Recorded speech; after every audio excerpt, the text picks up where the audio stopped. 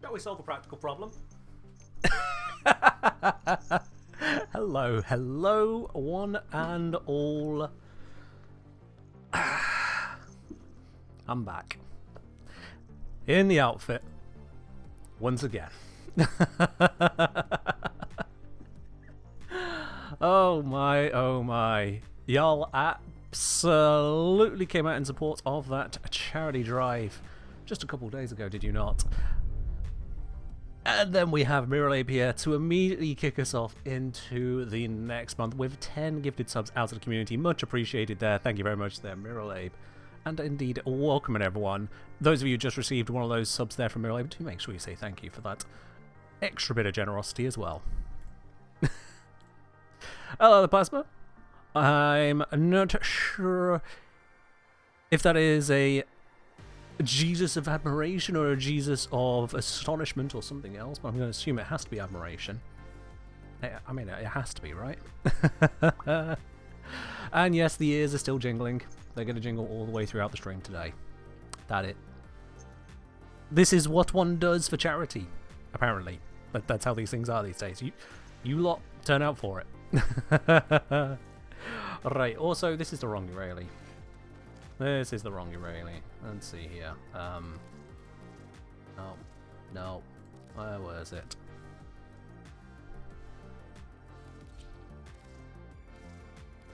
I know one of these is it. Come on. I didn't think to switch this in time, did I? Why do I have so many Uralis? This is stupid. Ah yes, there we go. There we go. Isn't that the correct one for today? I think that is the correct one for today. Let's just very quickly. No, not you. There we are. No, let's use that to bounce it over. Oh, I can't just apply it to the prime? That's daft. Alright. I'll have to do. There we are then. Chaos Kitty Cat say the only time I've grinned and joy today at work. Well, I'm glad I could bring a little bit of joy to your work day. Certainly working on a Sunday like that. Welcome on in. Absolutely. And yes, we do have a new emote on the channel as well. Joining in with a few of the people who are also regulars of the community. We ended up with the most wonderful snack, and so it has been cooperative for the stream. So those of you who are indeed followers, you'll notice. Simply followers, you'll have access to that new emote there as well, absolutely. Commander, let's say, what is it with some people in the maid outfit? It's not the first or even the second time you've seen someone wearing it. Well, here's the thing. I don't know how popular it was within the Warframe community up until maybe a few years ago, but we brought it out for the community in response to a fundraiser for the Quest to Conquer Cancer back in 2023, and oh my, did this community turn around and say, yes, we want that. Because for 2023 and 2025, this was the channel that raised the most out of all Warframe content creators. The single highest rating channel. And a lot of that was people going, Maid outfit, Maid outfit, Maid outfit. 2024, I think we were in second place rather than first. So, I mean, I want to be clear, again, it's not a competition. It's a community thing together, but that tells me just how much this community goes, oh my god, yes, for that. And so here I am, now once again, this time having come off of the support for the charity Hope for the Day on a Friday. We raised another $1,900 for that. If we compare that to Canadian, which I haven't done until right this second, let's see, 2,664 Canadian dollars equivalent, which is a lot for a single stream. You guys really came out for that. I really do appreciate it. And so now, I get to look like this for a stream. Yeah, the jingle's killing you. Now imagine all the times the microphone's not picking it up, but I'm hearing it. I also wanted to just, as much as they may not be watching, I don't know if they actually do watch my streams at all, but they're probably at the very least can hear me in the next room over. Just another thanks publicly to my housemate who helped out in making sure all of the frills and bits are all in the right spots, and was otherwise not a bastard about it. Because let's face it, how many of you could just turn around to your housemate if you're in a co-living situation, just go, "Hi, can you help me with a maid outfit? Just make sure it looks good for the camera." Yeah. We have a good friendship. Alright, now, aside from being absolutely glam, also need to actually do something engineering. And that is, of course, with all of the farming done for at least one of each of the Mk4 turrets with Railjack, we need to really get into the weeds as to how effective they truly are. They are. Wouldn't see and say, how can someone get a maid outfit and still having so much aura? Aw, thank you. No doubt. Appreciate the housemate supports a bit. Absolutely. Absolutely. Logan say, if your friend's dressed up as maid and needed help dressing, you'd 100% help them. Mm-hmm. Is this the full Umbral Urayli? I don't believe this is the full Umbral one, no. I could transfer the look over to the full Umbral one, but I don't think that's strictly necessary here. I don't think that's strictly necessary. Okay, so, the guns that were in process last time should now be fully processed. Huzzah! Huzzah! So, if we have a look at this then, we've got a Pulsar, we've got a Carcinox, Lathe, Photor, Cryophon, Apoc, Talon, and Vort. Is that everything? Or did I forget to build one of these? Glacio. I didn't just say Glacio, so I think I didn't do that one. There we go. Let's have to repair on that straight away. I guess that one will have to be at the back of the line for testing. Unless I hit the rush. How much is the rush? 20 plat? I'll decide later. I'll decide later on that one there. But yes, we have got plenty of turrets to have a look at all the bits and bobs on. Now, all of these numbers are being affected by things, which always makes this more difficult to compare.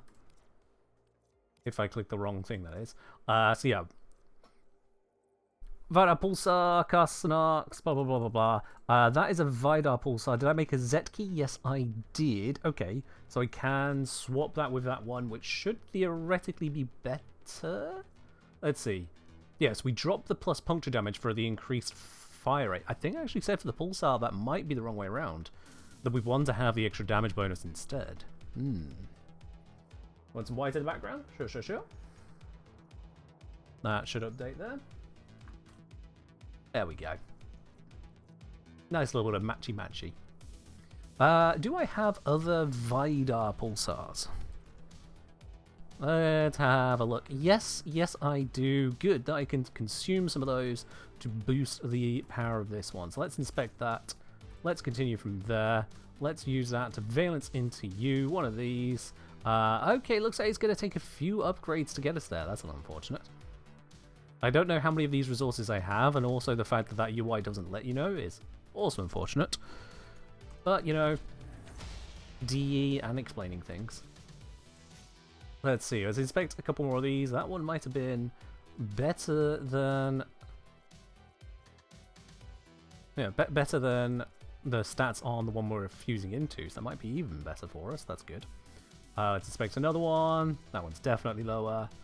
And another. Definitely lower. Right, that should be enough. Yeah. I've still got the fundraiser auto message on. Oopsies. I missed that screen. My bad on that. My bad. There we go. That should be corrected now.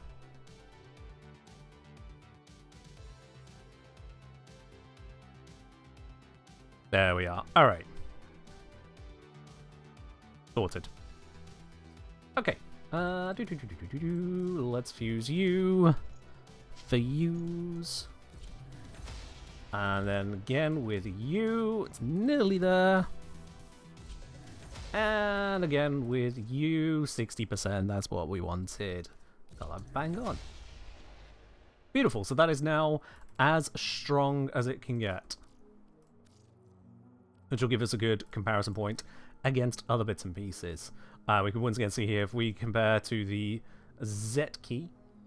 So the Z key claims to have a higher base damage but lower crit, much higher status as its starting points there, and the heat creature is heat creature, we don't really care that much about it.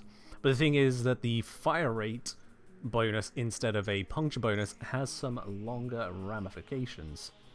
And we can see that the actual damage comparison is the damage goes down substantially. It also means that the damage weighting is more into electric rather than the puncture. Electric chains between nearby enemies, applying stun over time, puncture applies crits. Yep, those aren't correct. That's not what actually happens there. You know, do I bug report that, chat? Do I bug report that the tips that pop up for electric and puncture are not correct for Railjack? I think that should probably be bug reported. Yeah. Yeah, I'm gonna report that one right now, because I'm gonna forget otherwise, and honestly, that's gonna affect people's ability to even know there's a thing, that Railjack has completely unique status effects. So let me see. Bug report link. I can't type with these gloves on. The gloves have to come off, chat. It's time to get Kengineering. Can't just be a pretty face on stream. Let's pop those to the side. There we go. Alright then. Oh. Bug report. Railjack. Status tooltips on the Railjack armaments. Show the description for normal mode status effects, not Arcwing mode. Yeah, I mean that's just it. Let's add a screenshot to that. We go over here. Let's do the puncture one. That's a very obvious one. I think that did it correctly. Yes, it did. And send report. Done. There we are. That's my civic duty for the day. Okay. 200 million credits, that the norm for someone, just as someone as high as me. I mean, there are people who've taken it all the way to nothing but 9s because they've hit the credit limit. But also, yes, I at one point historically farmed a ton of credits and then never had to look back. Paramistic, I don't know if you then looked at the other stats over here. Oh. That one's also a big number. And that is not all of my endo. Not even close to it. From Zoms, weird question. Fire rate doesn't affect burst duration. Why is fire rate worth running on them at all? Or is this a pulsar problem? So this is a pulsar problem. So fire rate is the bonus on the Z key, but not on the Vidar. And because the fire rate only affects the delay between bursts, rather than the burst duration itself, is my understanding. I still need to thoroughly test that. But taking that as the assumption, the Vidar is largely going to be just the better choice. Yeah, because you get the extra damage, which is just straight 1.6 to your DPS. Whereas the Z key, even at full fire rate of 1.6 multiplier, is only applying partially to your DPS. On top as well, with the Vidar, you may be able to hit one shot on various ships, whereas Z key may not. And because of that extra threshold as well, you go even further into being just faster with Vidar. And then, lastly, as Chaos is pointing out, puncture status is just better than electric when it comes to Railjack. Yeah. So I'm saying that assumption sounds like it's all burst weapons. Yeah, any kind of burst weapon, fire rate is far less effective than you may expect, because it doesn't improve the burst duration, only the delay between one burst firing and the next one starting. It's kind of like how you would only buff reload speed on a weapon that's spending more time reloading than it is firing. If you were firing for 20 seconds and then reloading for half a second, you wouldn't buff your reload speed. And even if it was 50-50 firing and reloading, you know the reload speed increase of 100% isn't 100% DPS increase. It would be, what's that? A chunk. I can't, like a third? I want to say at the moment. Hold on.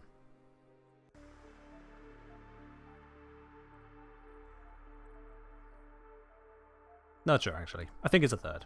Point is, yeah, fire rate is less effective on burst weapons because of that. Although you'll still notice the amount of fire rate I usually use on the burst and prime is amazing, even in the burst mode, because you've got that amount of delay between the shots that you can remove out of there.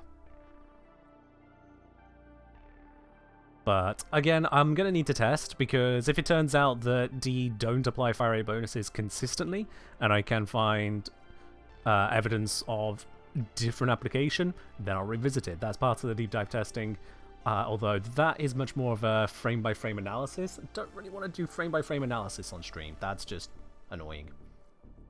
But yeah, we've got the Vidar Pulsar there. That is what I want to give as a comparison point on DPS.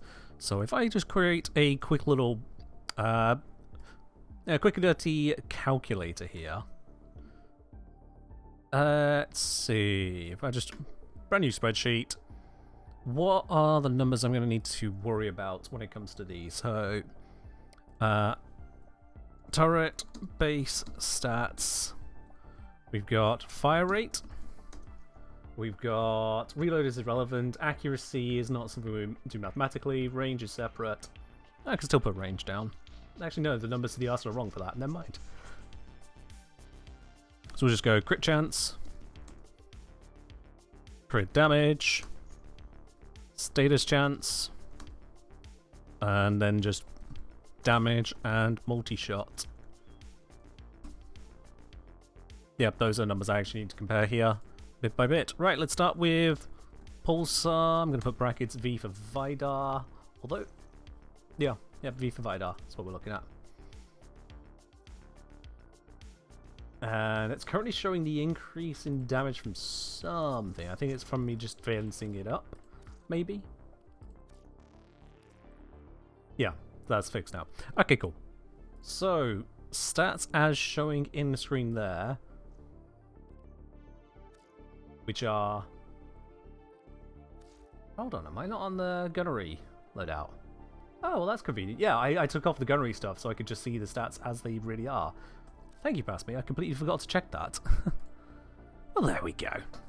From Paramistic, question of weapons through Warframe. See people shoot one target, say in the center of a simulacrum group and the entire dies quickly. Are you seeing someone's mods doing that, or is it an incarnate that's responsible? Yes, is the answer. An incarnate without mods is not a good weapon. Good mods on a shit weapon will still be shit. Even if you do loads of good modding, the really bad weapons need more than just modding to get them there. If you're seeing someone shoot a group of enemies right in the middle and the whole enemies are obliterated, then yeah, they've got themselves a build which is good for that group of enemies. The thing you have to bear in mind is that it's a bunch of features coming together, including, very notably, it is the Simulacrum helping out there.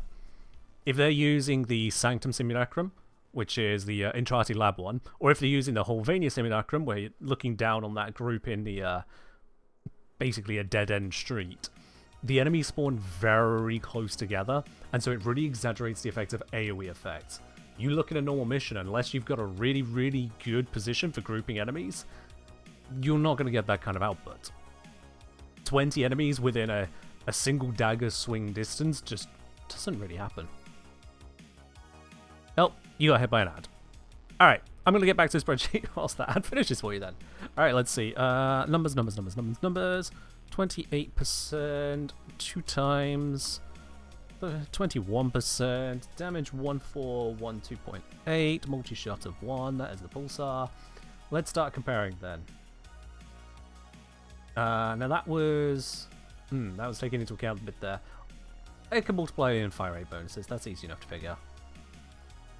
So we got Carcinox Z-Key, which I think is going to be the better one from that, probably. Crit chance 16%, crit multiplier 2, status chance 39%, multi-shot is still 1, damage is 764. Just realised I didn't put in the fire rates because I am a numpty.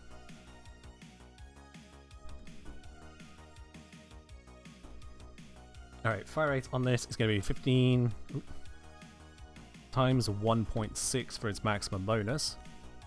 It's 24. And multi-shot still 1. There we go. Bit by bit. Paramedic saying, came from Hulvania, ended up in Dual Daggers being the first thing I hit. Okay, so if people are doing a simulacrum test in the Hulvania simulacrum or the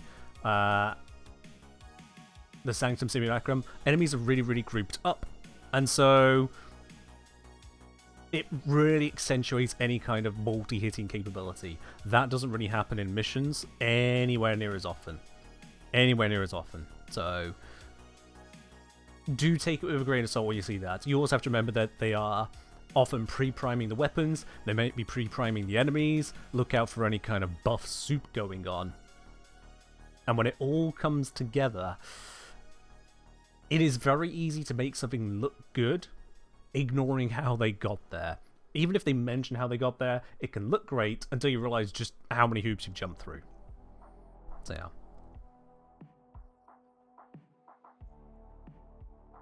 But say, have buffs made any of the underperformance and turrets feel decent? That is the question, isn't it? That is the question. Like, does a bad weapon become good with the Mk4 buffs? This is what I'm currently building this DPS comparison. Let's not use a Levan Lathe, let's use a Zetki. Zetki is superior in so many ways.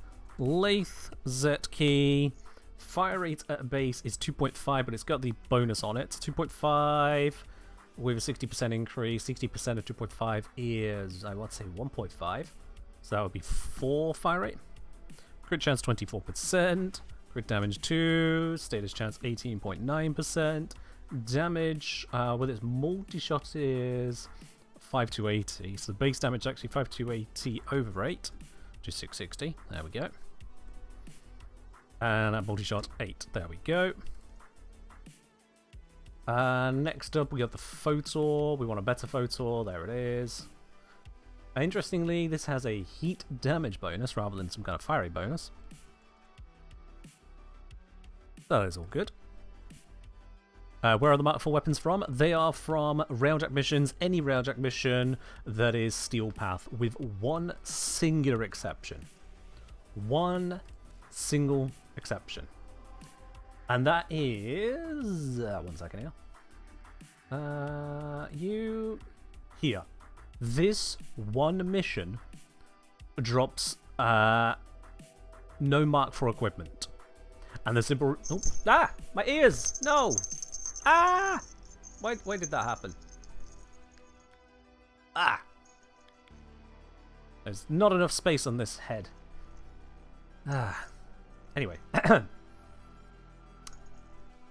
I will be a little bit less dramatic as I shake my head around, I guess. So, on this mission here, the simple thing is that Steel Path is defined on Neptune Proxima as level 71 and above. This mission is level 68 to 70, and so it's a bug. Despite the enemy spawning with all the other Steel Path buffs as they apply, they just don't have Steel Path drops. Simple as that. So yeah, one singular mission is bugged, Ava Vector on Neptune Proxima. All the others, Steel Path, you're good. You're good. You see, Captain, it's not about the size, it's about how you use your brain. Exactly, yeah. Alright, back to the Dry Dock. Grab more of those numbers. Let's see here. So, Photor, I was grabbing the... There it is. Photor information. Okay, so fire rate on this is 12. Crit chance 18%. Crit multiplier 2. Status chance only 9%, but that's because it's got that massive fire rate. Damage is 324 at base, but then it gains a bunch of heat. So it's 324 times 1.6. Maximum is actually 518.4. And... oh, sorry, divide by 2 on that because it's got a multi-shot of 2. There we go. Next then, here we go. Cryophon I don't have on the list. Do I have a better Cryophon at this point in time? No. Okay, that will have to do.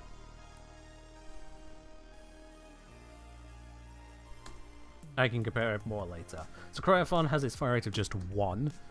32% crit chance. Crit damage is actually only 1.5. That sucks. Status chance 32%. And the damage here, there is no multi shots, that's fine. 7140 times 1.6. And Mortar Shot 1.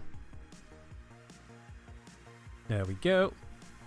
What is this suit? This is a cat-made outfit, or French cat-made outfit, if you will.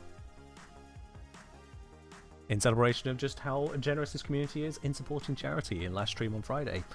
I said if we raised $1,500 or more, I would don this ridiculous outfit. We raised more. Ah, Calamity, yes. If you're ready to sort your fashion right now for the giveaway arena, yes, we could do that. I said we could do that straight away. How much was this Maid outfit? Honestly, can't remember. I've had it for years now. That's how charitable this community is. I needed it years ago. Still good. As long as I don't put on any much weight, it'll continue to be good. Alright, we'll come back to those stats in just a moment. There's Calamity. Already. Perfect. Invite to the squad. They were saying... Okay, like, anyway, if you want to feel particularly old, and you probably don't, but I'm going to do this anyway. This is the one that hit me the other day. I just had YouTube scrolling through a bunch of YouTube music, having some stuff in the background, and of all the things, ended up on, of course, Imagine Dragons Radioactive. It doesn't matter what radio station you tune into, it could be any kind of algorithm, and you will eventually end up there, it seems. And just out of idle curiosity, I scrolled down to the comments to see someone comment how when they saw that, they were 9 years old and the ending scene of that music video actually really rattled them or something like that. And for a brief moment, 9 years old? Are you even old enough to be using YouTube yet? And then I look at how old the video is. That person's 22 now.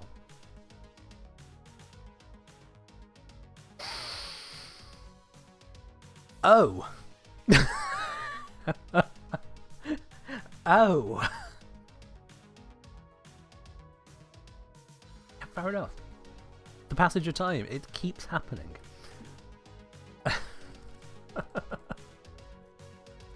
Oh yeah, everyone, be advised, this is about to be blindingly bright. Flashbang incoming. We're gonna need to use the white room for this one.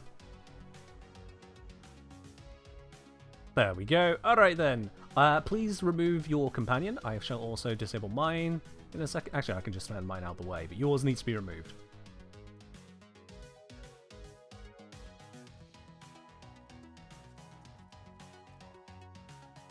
Thank you. And then aim forwards. And slightly lower, please. That's moving your character. I said slightly lower, as in your aim. You were looking upwards. Slightly lower. A little bit more. A little bit more. You're currently still trying to shoot the moon.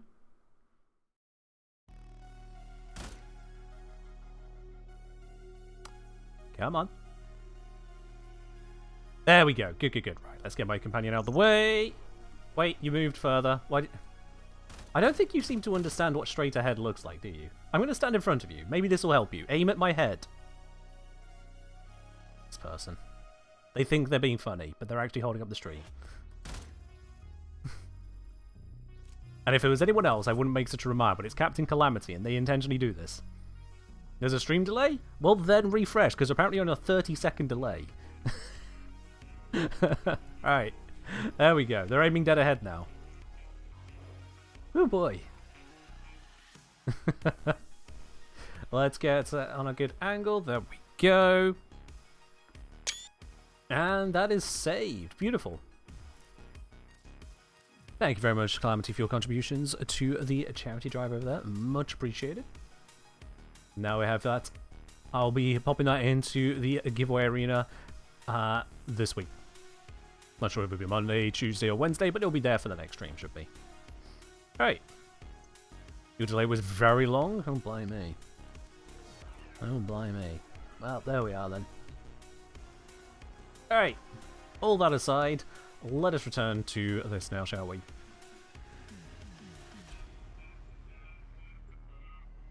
Honestly, looking at the floor. You didn't even see the pick I got for you? Oh, I see.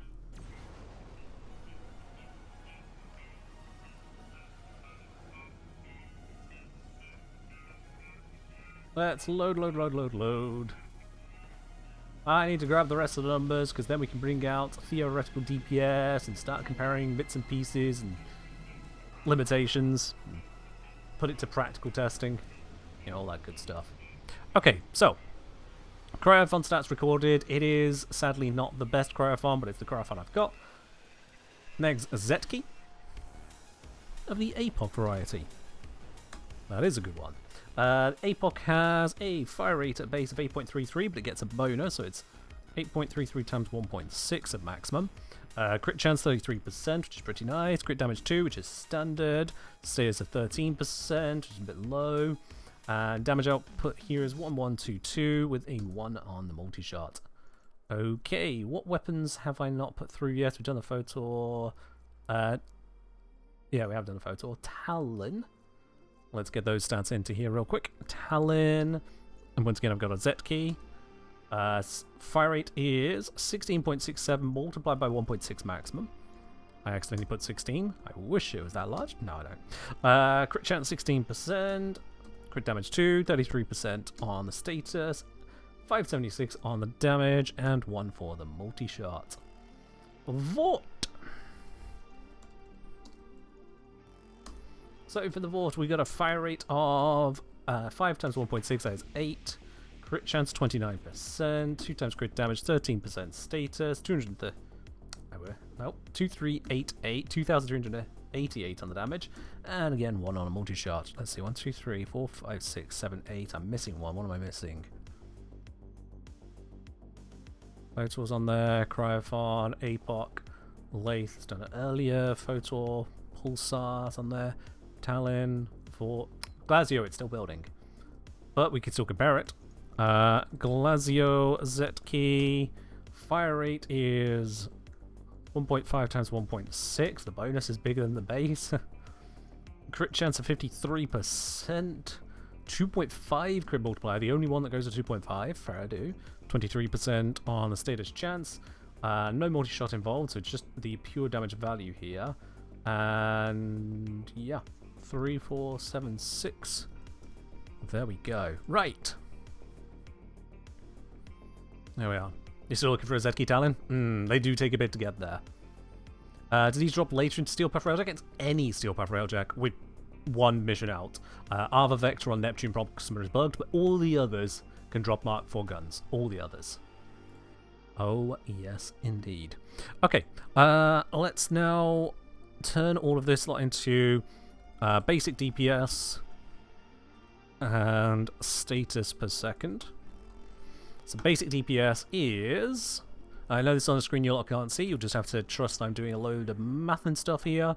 Fire rate multiplied by the damage, multiplied by the multi-shot, multiplied by 1 plus the critical chance, multiplied by 1... crit damage minus 1. All combined gives us basic unmodded DPS of each of these. And then for the status per second, it is very simply just the fire rate multiplied by the status chance, multiplied by the multi-shot. Bada boomba. Simple stuff. But then, you very much like the stack? It is a good stack, isn't it? I can't take credit for it. I was one of the viewers who made that one, but all the same, it's a great stack. Is there going to be an updated Railjack video coming? For the turrets? Yes. It's the only thing that got marked forward, so it's the only thing that matters, but yes. Right, now let's have a look at the modding available. When it comes to gunner main stuff, what we can see, I've got turret critical chance, turret critical damage, turret range, projectile speed we need but don't care about right now. Faction we don't care about right now. This is a bonus, I'm going to discount it. And then we got this one. So it's just the 3 that seem to matter here. Was there no others that we could utilize or want to utilize? I don't think they have a fire rate one, actually. No.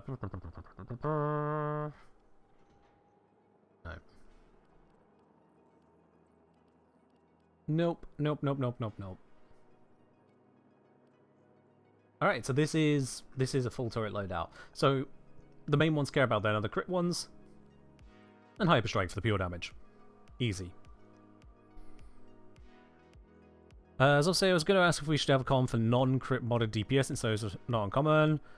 Yeah, it's basically just DPS at that point. If you choose to have Hyperstrike on there, then you increase your damage by 150%. That's it. Congrats, you figured it out. I know the mod's are 75%, it annoys me too. For some reason it's applying double the bonus, as are the crit mods. But not particularly concerning or relevant, it's just kind of there. Devastator saying, are the damage modifiers specific to a faction useful in Railjack?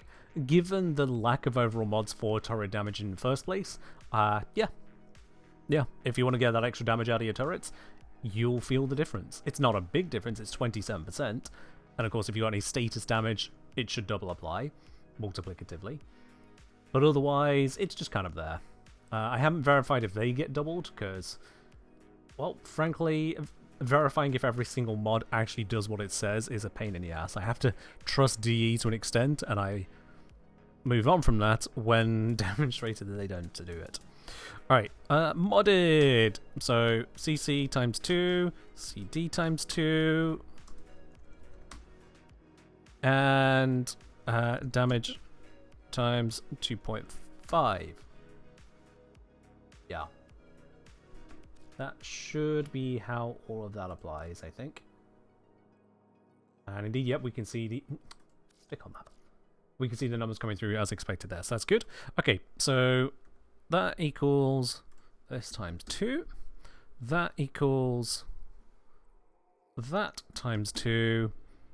That equals that times 2.5. Spread this across all the way. And then we've got basic DPS again. Doesn't affect the status chances, pure damage output here. So we only need to include that value. So we have our damage multiplied by fire rate, multiplied by multi-shot, multiplied by 1 plus the new crit chance, multiplied by the new crit multiplier minus 1. Because again, that's how that number works.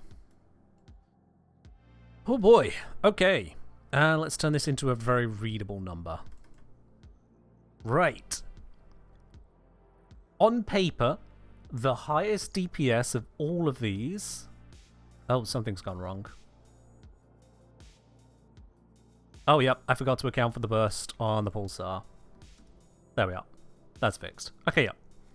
So the highest DPS of all of the guns on paper is the Vought.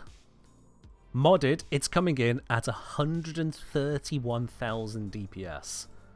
To compare, the Photor, which is the lowest of them, is coming in at not 131,000, but simply 32,000. Which is absolutely awful in comparison, and I have to wonder if I even got those numbers correct. That is so terribly awful. I'm going to double check those numbers on here. And I'm glad I'm checking, because I might have accidentally looked at the Mk4.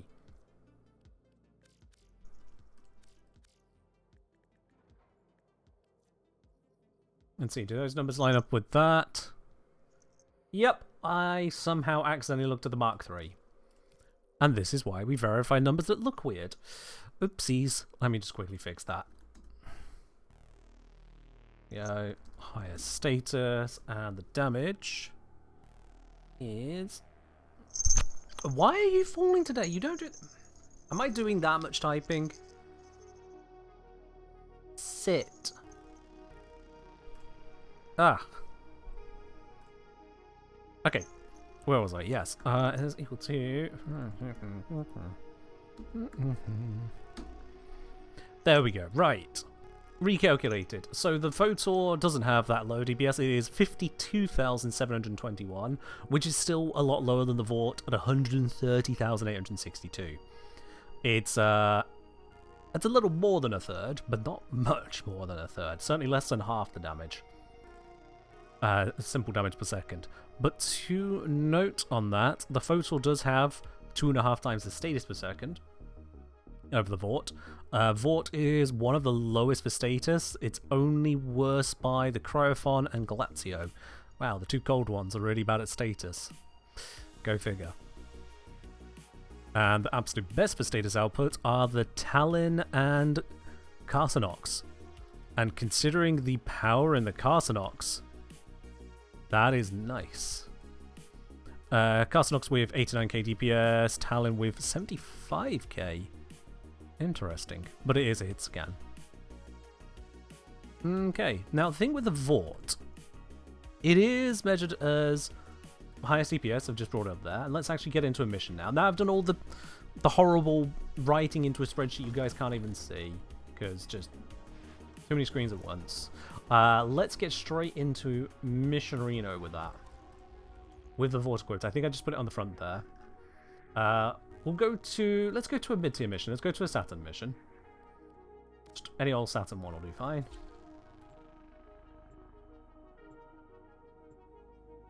Yeah. And let's move my NPC crew as soon as I'm allowed to. Yes, we're bringing the Maid daily. Or your Maidy. That sounds horrible. I'm never saying that again. Let's move those to being engineers. So we'll see just the ability of these guns. Yeah, so that is Vort. There we go. Let's see. Okay, so first issue, it's a projectile. And it's not one that locks on particularly well. So when it locks on, when it locks on, that one's moving far too fast for me now. Yeah, we can get that spray of shots, but you see the issue. Oh, and now we got an Outrider. They are actually very resistant to damage. Need to find a way to hit the weak spot. Please stop moving.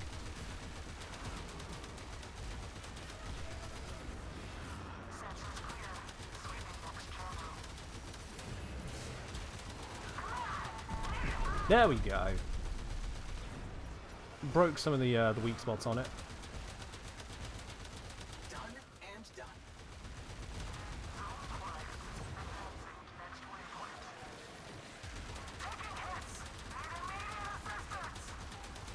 Yeah, not having a hit scan is actually really bad for trying to hit the specific weak spot, because the aim guide is just trying to aim for the shit.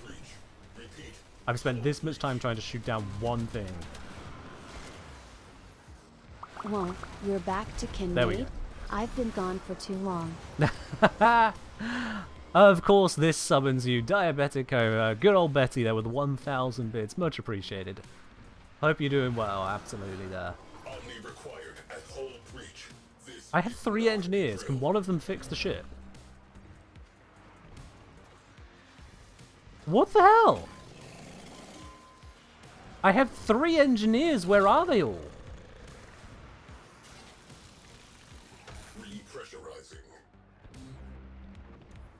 What? What are you all doing? Are you having like a moment? Good lord. Alright. When's the next QTCC? It'll be announced when there is the next one to be announced. Simple as that, really. You've been busy being the ideal stream watcher paid for a sub of being absent. I mean, I'd say ideal would be present rather than absent. Whether lurking or otherwise, but all the same, thank you for continuing your sub, nonetheless. Yeah, I'm going to be very honest with you. The theoretical DPS of the Vort does not make up for the fact that it's a projectile. Just having to deal with that projectile over distance means that it looks good, but utilizing it certainly against a evasive target is just not happening. Now, are the engineers fixing it this time? It looks like they are. Yeah, Balb's on the job this time. God knows what happened first time. Astral frame integrity preserved. Yeah. Good job. Return to duty. Okay, right. Showed off during Town Car meeting. We were all building kind of about Maid things.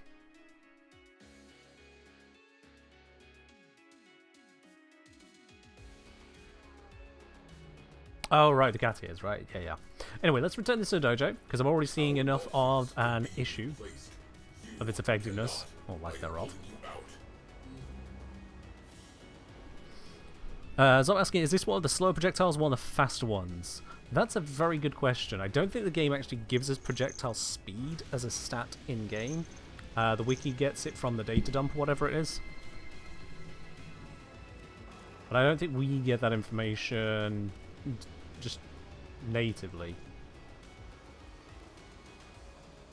Yeah, we get a fall-off stat, which we've also verified as unreliable.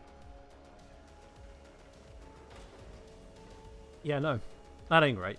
Other thing of note on the vault is it's pure electric, and electric in terms of what it actually does in Railjack, as the game refuses to tell us. Electric Railjack is scramble, causing enemy ships to spiral erratically in a forward direction while being unable to use weaponry for 6 seconds.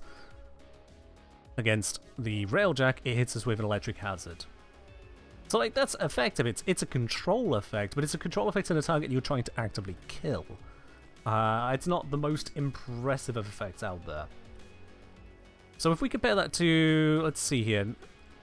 If we compare that to the APOC has 111,000, not 11,000. Why did I read that with one digit missing? Anyway, 111,000 DPS rather than 130,000. So it is lower, but not by like a crazy amount. Let's see how the APOC fares for us to directly compare to what we just had there. I remember from the last stream on this, I was quite excited about the weapon, but let's just do a direct comparison here.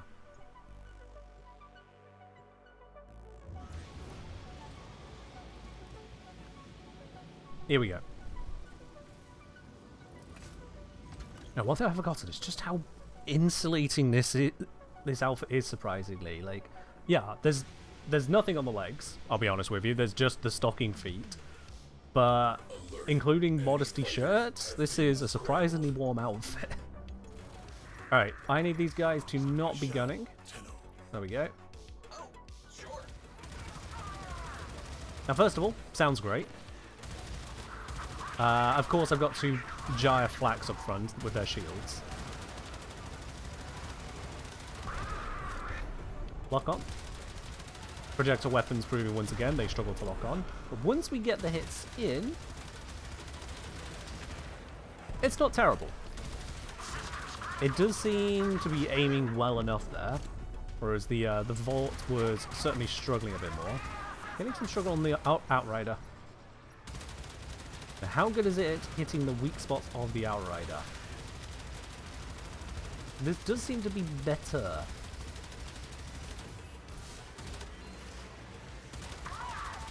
Oh yeah, much better. Once I get that angle there. Immediately much better.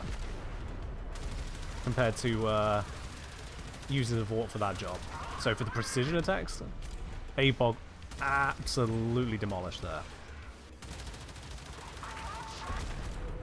And that's the thing, where so many fighters just kind of die to whatever gun you really want to throw at them.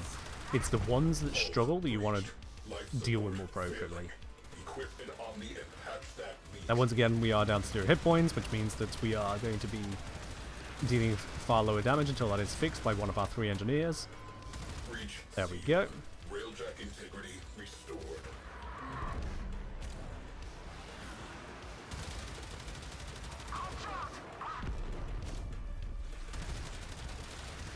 Overall, I would say this one is a more effective weapon, despite the downsides. Slightly low DPS. It's just better with it, I'd say. Hello there, Wolfie. Yeah, I am in a Maid outfit because we raised $1,900 for Hope for the Day on Friday's stream. I said if we hit 1,500, I'll don the Maid outfit. Chat said bet. Chat said bet. Alright, I've seen enough of the effectiveness here. We are seeing it is effective. But of course, there's still projectiles being projectiles. Mission continues. I was unprepared. Let's just dip out on that. We don't need to continue the mission. Don't need to go through all the bits and pieces. I don't care about Mission failed stats. I'm testing. You can't make an omelette without breaking a few eggs.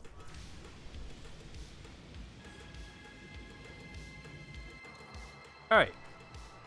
That was the APOC. Now, down from the APOC, actually up from the APOC, the Lathe is a higher DPS than the APOC.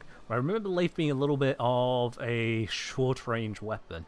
So this is 129,000 DPS on the Z key. So Z key I should get. Granted, I don't have all of these at maximum stats. This one's close to max though, so this will be good enough for a test. Oh, we're good enough. Stop zooming in on Earth. We want to be on Saturn Proxima. Same mission again, same situation. We're still going for mid-steel path. And don't forget, this is still modded, so that I have more damage, more crits on these turrets. For comparison here on the Lathe, if I didn't have that modding, my DPS would be 26,000 rather than 129,000. 103,000 DPS different. That's so big a difference. I'm actually... Oh, yeah, that's how that works, yeah. That is the importance of turret modding. Alright, so, first of all, lock on. There we go. Another projectile weapon. Projectile weapons love being a pain for locking on. Second, short range is short range, but oh, if you're within that range, you get both satisfying sound and satisfying output.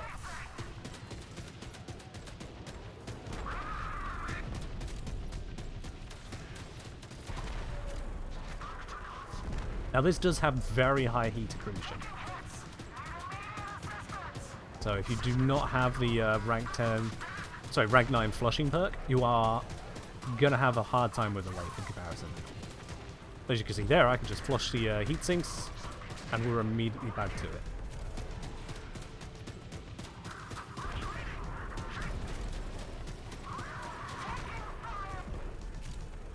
Very effective. Come on, lock on correctly. There we go. It keeps losing that lock on there. One thing I've noticed a lot with the lock on is that if we've got multiple enemies in the area, the lock on will just start failing. Alert. Enemy cruise ship has translated into the sector. Okay, we've got to the cruise ship spawn, and I still haven't actually gone down. So, despite the inefficiencies of the weapon, like how many shots are just obviously not hitting, when we are close enough to really get the value of it, it is chonking. Now, we have got an Outrider, that does take a chunk of time. Or it can be torn to shreds. Very effective on the Outrider there. Let's see how it fares on the cruise ship real quick. This is just me, NPC crew. Oh, wait. Oh, shit. I forgot to reassign the NPC crew. That's why I've not been struggling. Unfair test, retry. I forgot to move them off the guns. My bad. I'm going to set that as default for these testing runs.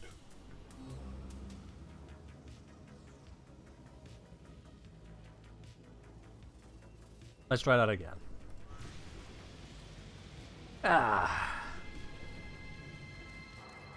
Okay, so first of all, crew, let's set your default roles. Assign role, engineer. Assign role, engineer. There we go. Engineer, engineer, engineer. Good, good, good. Back to it.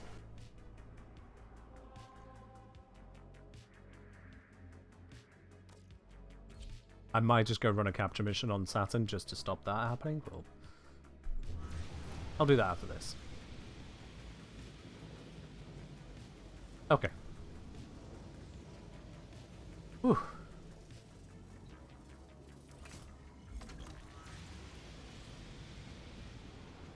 Here we go. Right. So this time without crew doing shooting, just me. Yeah. Once we're up close. Oh, this is very much a see the whites of their eyes weapon, isn't it? Let's send them to Valhalla. If clones go to Valhalla, I don't know. That's certainly a question for the philosophers. If we end up with human cloning, do clones get all the same afterlife benefits?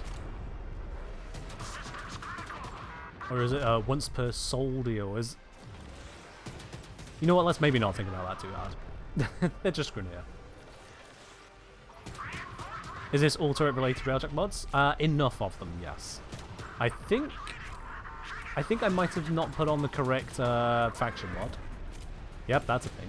But we've got the core ones, which is crit chance, crit damage, and pure damage. And then I've got an extra one, which is gaining a temporary damage bonus on getting kills. I'm about to actually drop to 0 here. So yeah, we can see the effect of not having crew helping out. There it is.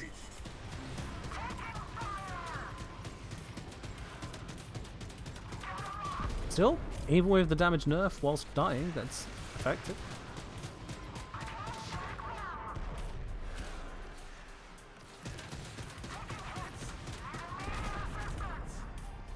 Also, apparently I have a perk to gain hit points on destroying a ship. I forget which perk that is.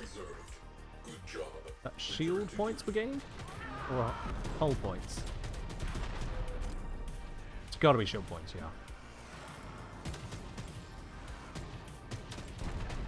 Yeah, it's shield. Okay, cool.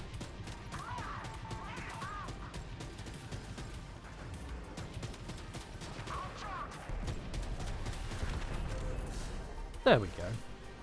So on crit shield? It would seem to be on kill there. We tried the on crit one, but that wasn't really great for us.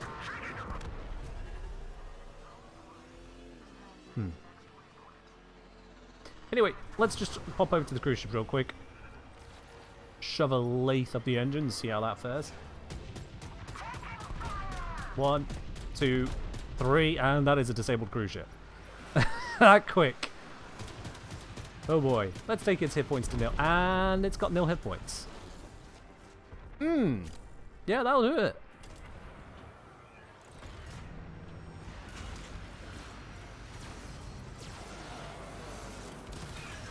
Yep, that'll do it quite nicely. Alright, that's enough testing on this one. Let's have a look what else we got then. So, lathe, great if you get up close. But you do need to get up close. Heat accretion is definitely an issue. Let's just note this all down.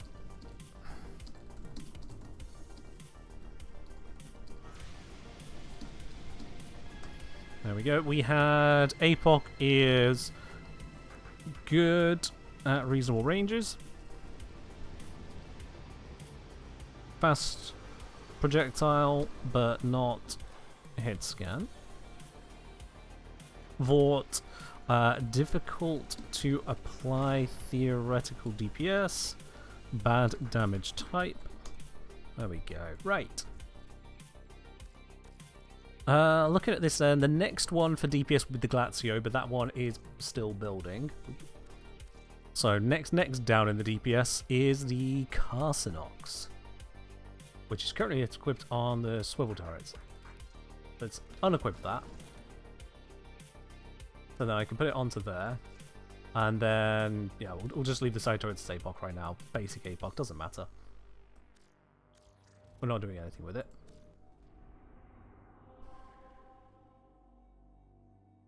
Oh, let's just double check that modding. What did I have on that? Best turrets is key? In most cases, yes. In most cases. I've got the wrong one on. Oh well, I'm going to leave that on for fairness comparison. There it is. Defensive fire plus maximum shields per enemy killed. I was correct. I was correct. It isn't on crit. It's on kill we got going on. I knew what I was seeing.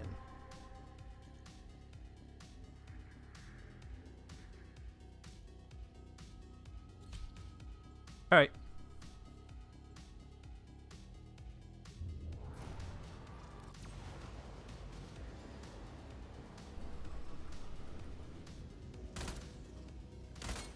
Get out of there. You're not supposed to be on that bit of the ship. You gotta, like, find the rats in the cargo or something. Okay, Talon, the one that goes... Buh. Prepare to engage. Hold on.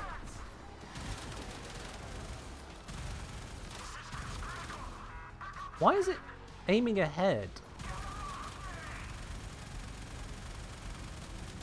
Why would it auto-aim ahead like that?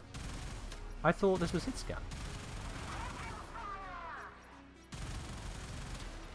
No, definitely not hit scan. Huh? Why do they think the Talon was hit scan?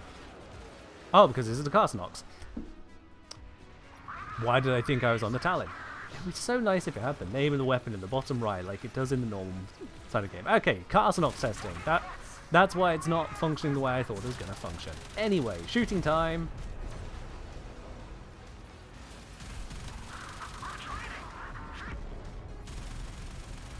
Now that is one hell of a spread.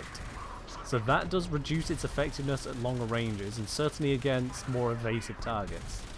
It does also mean it gets around the flak shields very well because the flak shields expect us to be accurate and we are not accurate. This is a hip-fire assault rifle just praying in the general direction of death. The heat accretion is tiny. Absolutely tiny heat accretion. Oh, we're down. But yeah, applying that DPS at longer ranges, ooh, does it fall off.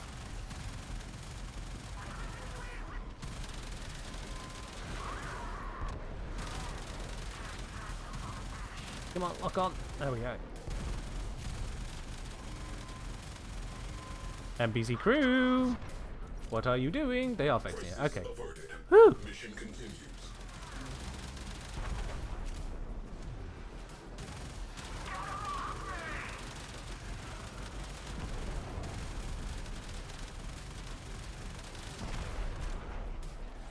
Loop us around. There's our next target. One to pieces. That's an Outrider. So let's see how it works on the Outriders here. Very effective. That precision is beautiful. We hit the weak spots. We tear it to pieces. It never stood a chance.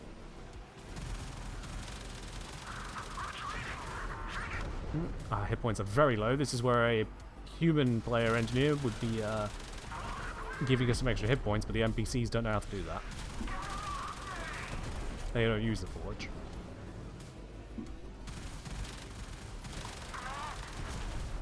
There we are.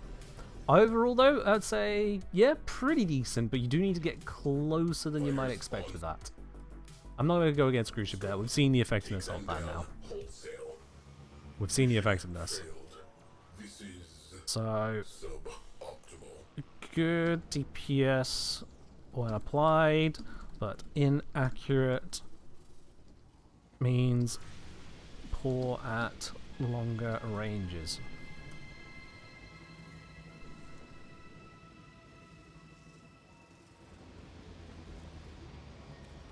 Okie. Yeah, it does say on the weapon there, a medium accuracy. Now we see what medium accuracy is. It is medium, but oof. Are status effects different in rail attack? Yes. Yes, they are. So puncture increases the damage you deal to targets, and toxin acts more like a radiation proc. It's weird. It's very, very weird. And also not explained in game, because screw you, you don't need to know how to play the game. Just aim and fire and pray that it works. But yeah, so that fall off of 3k to 6k, I would not want to be shooting a target at 6k with the Carsonox and expecting a good output. That is not it. Okay. Let's see then, next up, as we go down the list for the DPS, the Pulsar and Talon are very, very close together. 75,279 versus 75,726. So let's give the Pulsar that run. I remember the Pulsar being impressive hits, not impressive feel. Let's just re-verify on that same testing mission.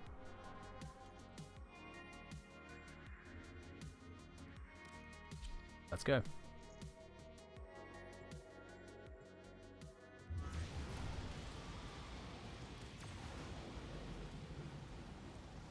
I think when we get to the hit scans, it's going to be impressive just how effective they are comparatively because of the hit scan effect. We'll see if that really holds out, but I imagine that's gonna win out a lot. Alright, let's get going. Keep them off the ship. So yeah, first of our hit scans, I mean just already. Looking at this, one-shotting capability might have been an option on the first planet, but we're not even close to one-shotting these basic fighters here, so pure DPS does matter. I mean, yeah, that is chewing them up. The 100% application of damage, the instant application of damage, and the fact that the lock-on is working just that much better really brings up the effect of DPS here. There is a lot to be said for perfect tracking. And I can just aim over the shield with that one.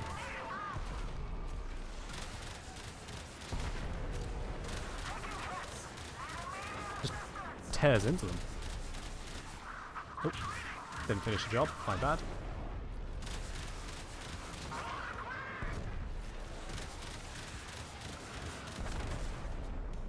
I'm still running a little low on hit points here, because it turns out there's still a lot of them.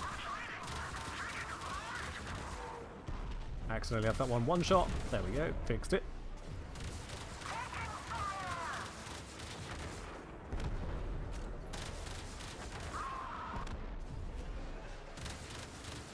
Yeah, I'd say this has thoroughly dismantled them.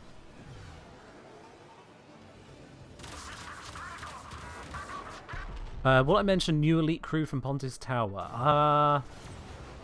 I might include them in this video. I might do a different one for them. This crew are a very specific aspect of running a running a railjack, but it is worth considering as well. Yes, I've yet to test those out in any capacity.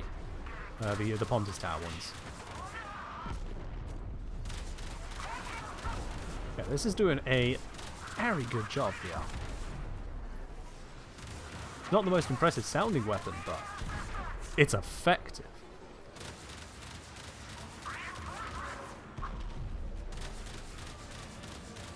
From Moon, can we get a proper Steel Path ready railjack build as an incentive to use QTCC for flying ship running for errands? I mean, I will take it under advisement as an option. No, my hull! My beautiful hull!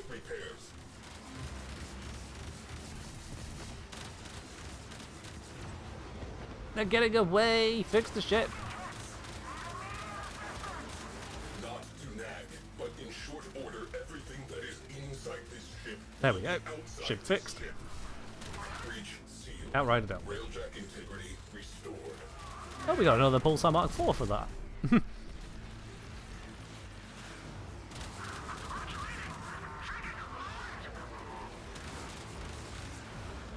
Yep. Gotcha. Let's deal with that cruise ship. So, non-aimed firing, taking out the turret, sorry, the engines. Oh yeah, that just tore into it. Beautifully so. Thank you, Elsie. A whole bunch of... Oh, I got breached the moment I fired, so I dealt half damage or less. That's annoying.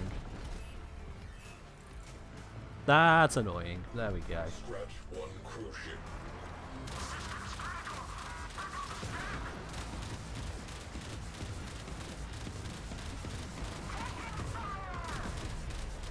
At least the lock-on's very effective through all of that visual noise I just created. The enemy have called in a cruise ship. Situation evolving.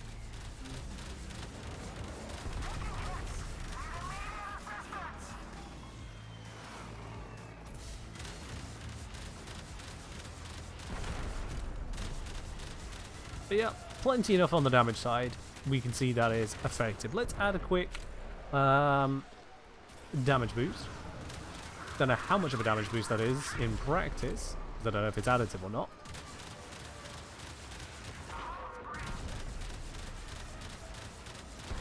But it does appear to be doing a good job of slamming into them.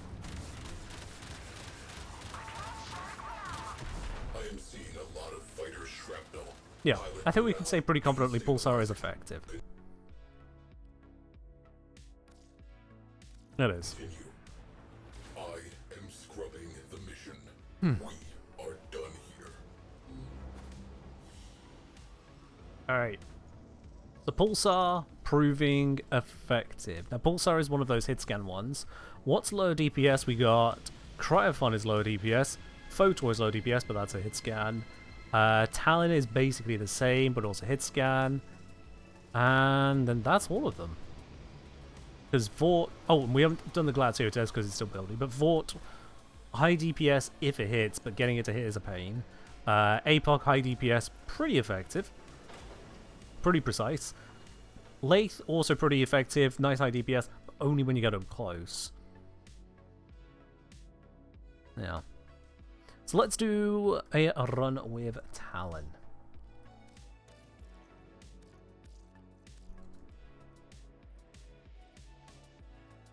There we are, Zetki Talon, Mk4, near enough full bonus on it, so that's fine enough for testing.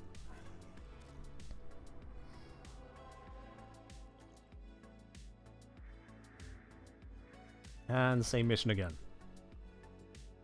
Cal's asking, does the DPS for the heat puncture weapons include a status? No, so I'm looking only at the numerical status there on the sheet to then turn it into a practical application as to how well does it actually fare. Because it's all well and good trying to include status, but because of the way that status works in Warframe, you can't get a static figure for it. The interactions start to get a little bit wild. Alright, so we're seeing there that once spooled up, we can certainly get a good application. Does need to spool up to get that full app, but then once we're there, so far so good.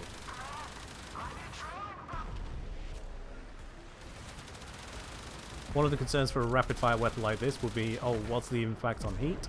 So far I've not had to reload it once. But it seems like its heat generation is actually pretty good for the insane amount of fire rate and being good. Energy weapon. That's an Outrider. Let's see if I can get the precision hit. I feel like I'm aiming at the right spot, but it's not wanting to give me it.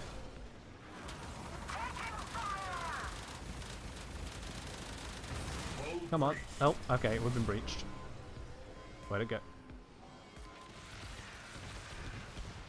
There you are.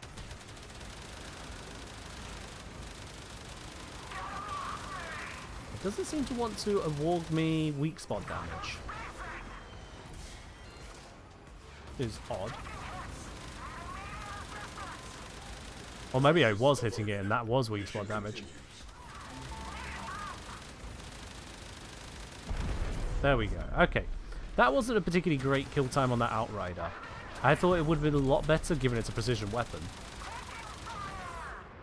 But that was not particularly great on those time sinks.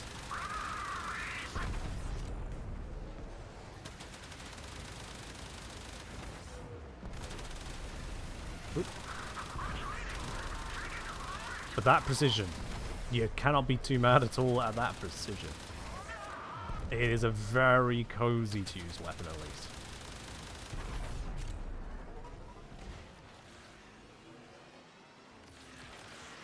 Okay. Spinning around a bit to try and find the next target. I would like to see another Outrider so I could do a further test on that particular unit, but none at the moment. Alright, should give us a new spawn. There they are. Good hunting.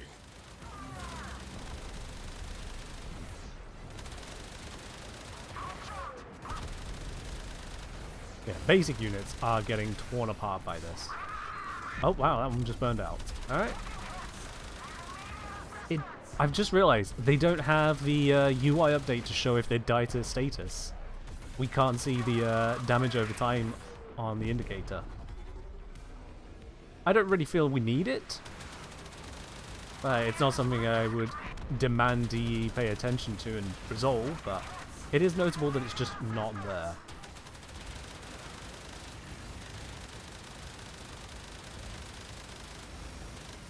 Where is this weak spot? No, I think I am hitting it. Oh, we've reached.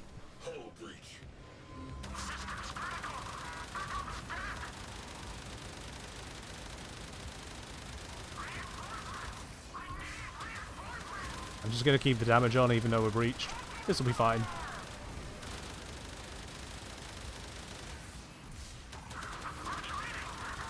There we go. We eventually get there.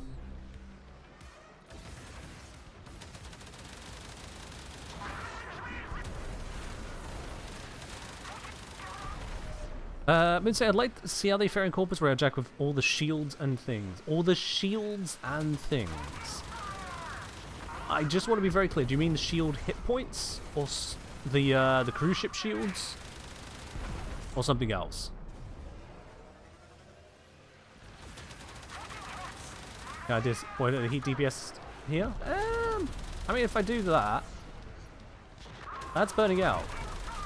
That one's probably not going to burn out as quickly now because damage nerf, but it still died.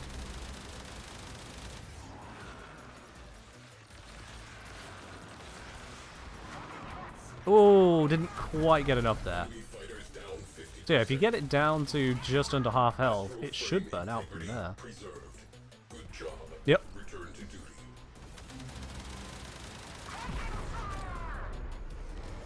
Corpus, cruise ship shields are encompassed in the word things this moon. Good to know you're being very specific. I like addressing the most specific questions and curiosities. Really makes it easy. But yeah, we're going to stick with one location for the moment for fair testing, and then we can go to the other location. We got plenty of time, don't you worry.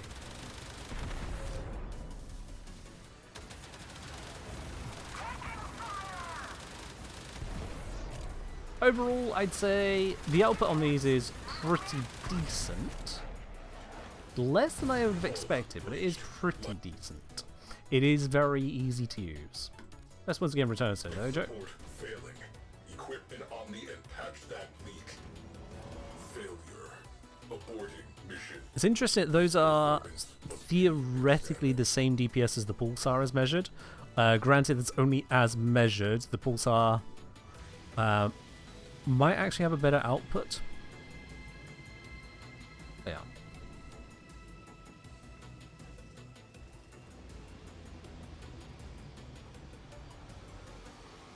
Okay. So then that brings us down to the Cryophon. Now I've only got a Vidar Cryophon, so that is going to impact the potential stats here because yeah, it's just going to have the Vidar benefits rather than the Zetki benefits. If we have a look here, for example, between Zetki and Vidar on the Mark III, Zetki on the Mark III, yeah, a lot more damage and a better critical damage for a lower crit chance, but also a lot better status and a little bit more heat. So the only thing it loses is crit chance and gains in basically every other way. So what that does mean is that with the Vidar Cryophon Mark IV, which is the only of the Cryophons I actually have at the moment, it's not going to be as great a demonstration as to what it could be. Which is a shame, but you know, that's just kind of how these things go. Until I can get all of them in the right school, we have to acknowledge that we're seeing the practical effects more.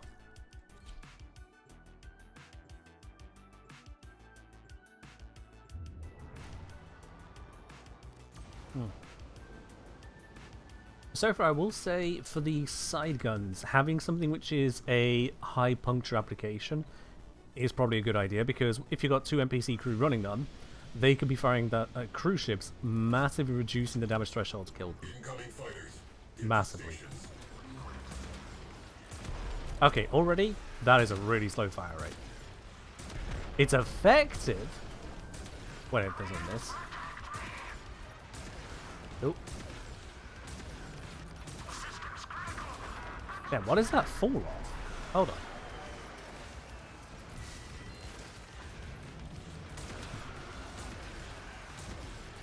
I need something a little bit slower at long distance. Oh, that's closing in. There we go.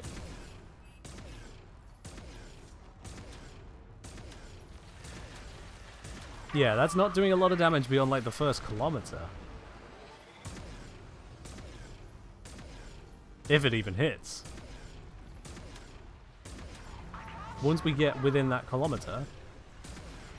Oh, this is an outrider. This is probably a poor one to demo on, but also, let's see, can we get a good hit? I'm trying to hit the weak spot on it. Oof. Yeah, not a good one for shooting at outriders.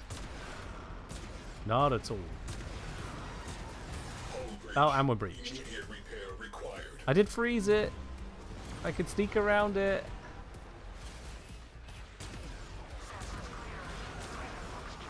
No, don't clear your proc whilst I'm still wounded. No. Alright, yeah. Not a fan of this one. Railjack integrity restored. And this is with the range bonus mod.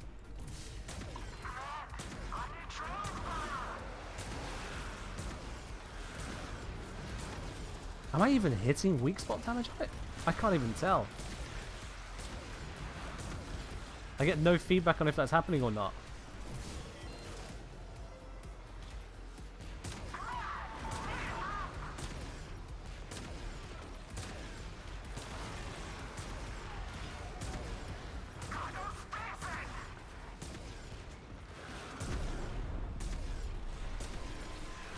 The fact that it's destroyed a couple of the weak spots, not great. Frame integrity preserved. Come on. Good job. Return to duty. Yeah, better just use the ability of that last bit there. My word. Okay, so against normal fighters, it can get something done eventually. But against things with precision required, that is bad.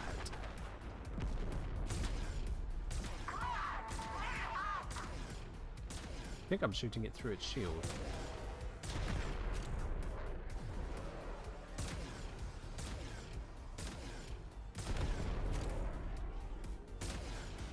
I think we can write this one off. Yeah, I think we can write this one off. Good lord. There will be other days.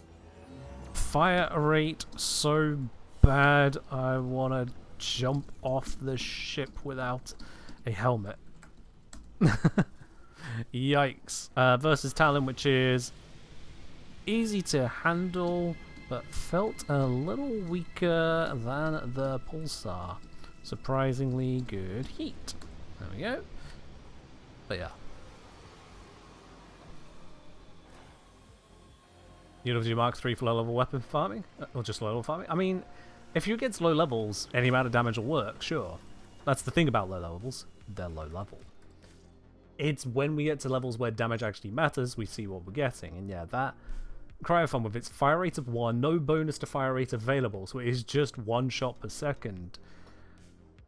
Oh boy. Yeah, that was not it. That was not it. Now again, remember that was the Vidar, not the Zetki. The Zetki should be higher damage. If we go again to the Cryophon stats, I'm actually going to just quickly slap in the Vidar and Zetki T3s.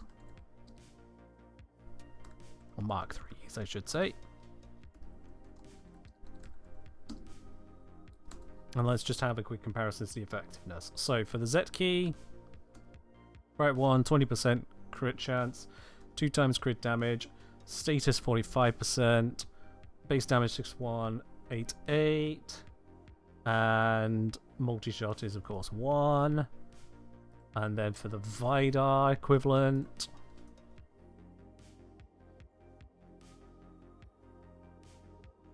oh yeah, and that crit multiplier is hurting as well. Jeez.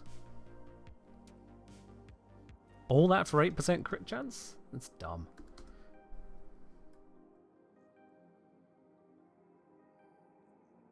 Yeah, wow.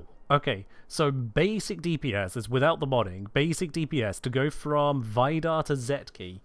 Base stats there, not counting for the full bonus they should get. The Vidar has a DPS 5.4, to Zetki 7.4 thousand. That's a crazy difference.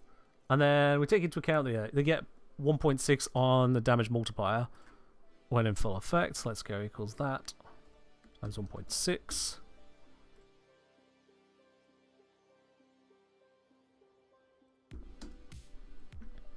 And then let's include the modding math. So in terms of the Mark III, I'd be expecting the Mark III Cryophon with full modding I'm using to be 40k DPS, and the Zetki 54k, which is a big increase. That's what, 14,000 from 40k. That's like 35% more. Nice. Oh. So, assuming the trend is maintained, that 65, 117 times 1.35 could be more like 88k, which would put it on par with the DPS of the Carcinox, ignoring status effects being a thing. But even then, the Carcinox is much easier to use, comes with puncture, which improves the damage. It's just substantially better. The range difference, yeah. Compton's got a Mark 4 Z key. Oh, brilliant. I didn't even see that message. Just a second. Let me slap those numbers in here. So, Z key. So we've got, in comparison, 23% on that. 2 times critical damage. 48% on the status. And a 9282 cold. Okie dokie. 92. Alright, 922, and then you've got also the 1.6 modifier that comes in with the fully stacked one. Yeah.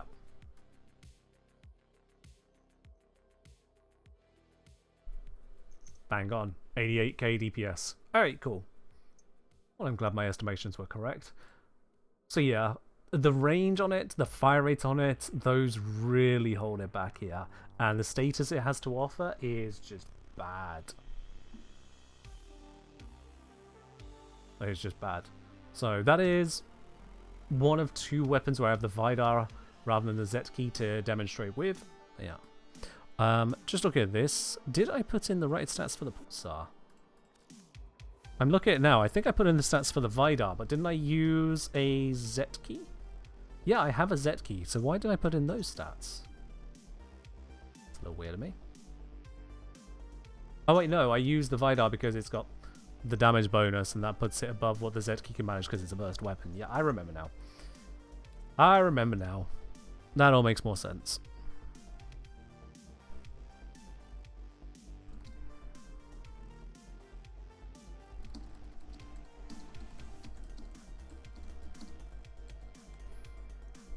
Yeah.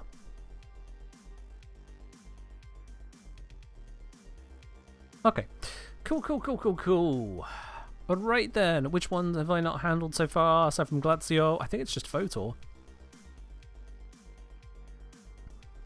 Yep, Photor is the last one, aside from Glacio, to get a quick Demarinos of. So, Zetki Photor Mark 4, I have a 60% full effect one ready to go. Let's put that in. Are the new Mark 4 Vidars better than the Zetkis? When you say better than the Zetkis, do you mean better than the Zetki Mark 4 or better than the Zetki Mark 3, Jock? Because which question you're trying to answer makes a big difference. In terms of better than Mark 3, yes. Not by like a crazy amount in some cases, so I need to verify it all, but yes. Zetki is largely the better choice, with one exception. That is the burst weapon of the Pulsar. Theoretically, it should be better to have Vidar on the Pulsar. Lavan can just get in the bin. Lavan didn't understand the assignment.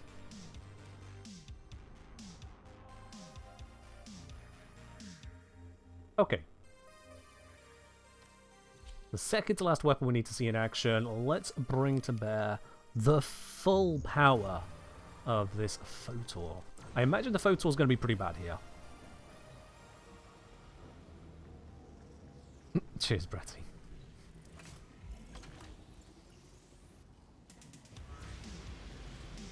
Yeah, I imagine the photo is going to be pretty bad for this role. Man the guns. Yeah, it gets there, but like 2 to 3 business days of holding the aim, it's actually de-aiming in the time it takes to kill the basic fighters here. Because the lock-on just doesn't last that long. That is a long TTK, even in short range. Now, some of the benefit is it doesn't need to be in short range. Let's back up a bit. I'm just going to hold on the back button for a moment. Just reverse as I fire. Which, incidentally, also makes aiming a little easier.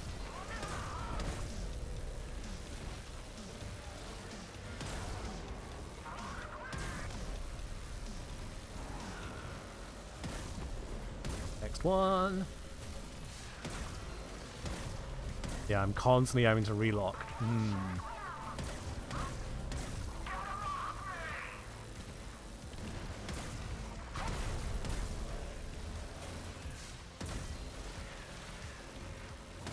So yeah, very precise, very consistent, but does not quite carry. And this is Saturn.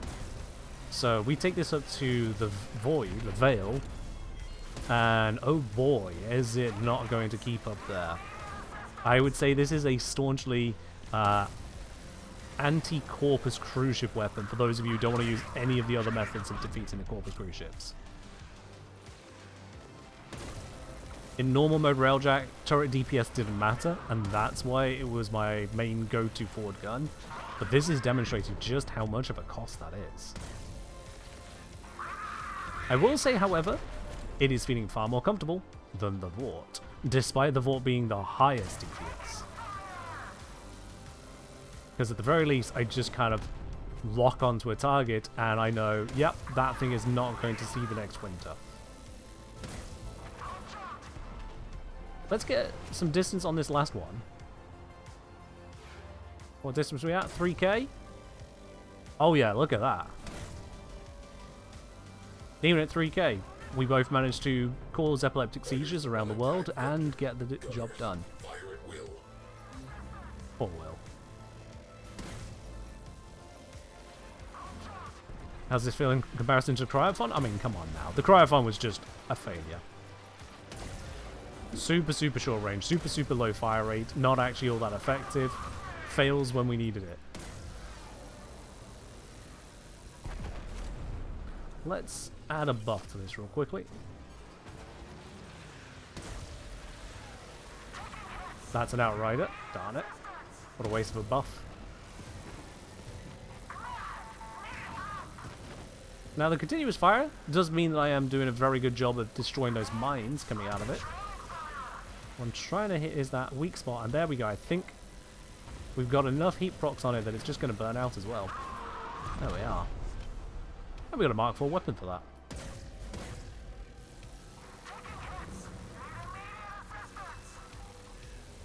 But yeah, this is not exactly output central here, is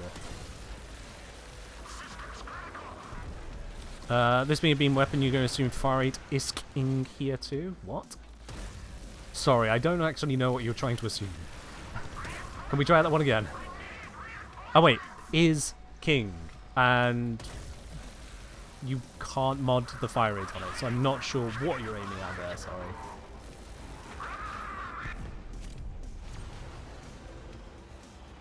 The fire rate is just the fire rate. The Z key benefit is to heat damage. Let's leave here. Yeah, the bonuses between guns isn't always the same. You don't always get fire rate or damage or whatever. Different groups of guns have different house benefits. Is there not a better fire rate variant? Let's see. But also still, fire rate is largely just a multiplier to DPS. It doesn't matter about using beams or not in that case. Fire rate is just a multiplier to DPS. Aside from burst weapons, where fire rate is not a true multiplier.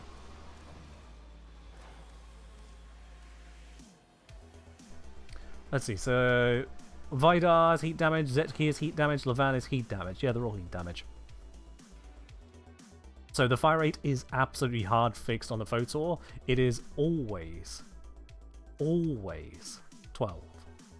Even on the Mark 1s, 12. No change at all on that one. So even if there were an effect to consider, you can't consider it. There's no fire rate mod, there's no fire rate benefit. It is what you get. So yeah, that is the Photor. Honestly, not particularly impressive. I kind of want to go back to a powerful one just to demonstrate, excuse me, just how unimpressive that was. If we go back to the APOC real quick. And that Zetki APOC, yeah, it's got a fire rate benefit.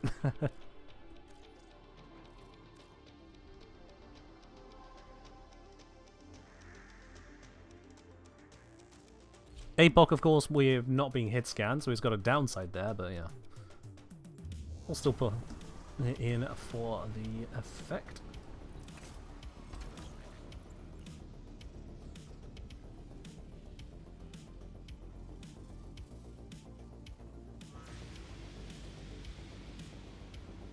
There we go. Right. That looks like an outright of my first target. Whatever.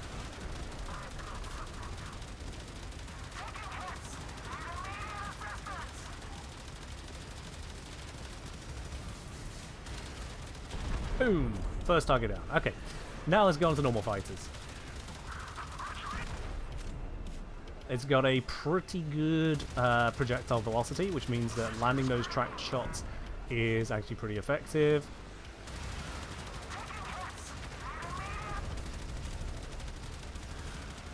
At longer range, it does lose out a bit there. And by longer range, that wasn't really that much of a long range. It was beginning to struggle. That looks like another Outrider. Yep. It's getting close, get the precision hits on it. Try and dodge the mines.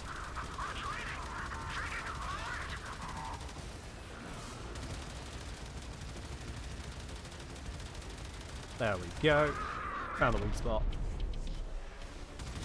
Back to reversing away from everything else.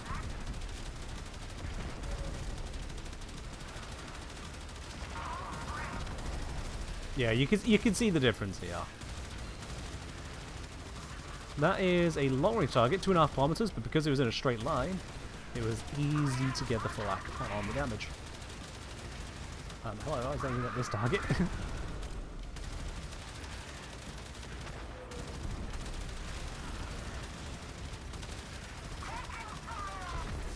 Lock-on did not like how many enemies were in that cluster. That's a very evasive target. That one just dodged the entire time. That's how you defeat a projectile weapon. Just keep up the lateral. As soon as it stops doing that, I might kill it. We'll come back to that in a minute. We found the smartest Grineer pilot. Oh, never mind. They're dead now.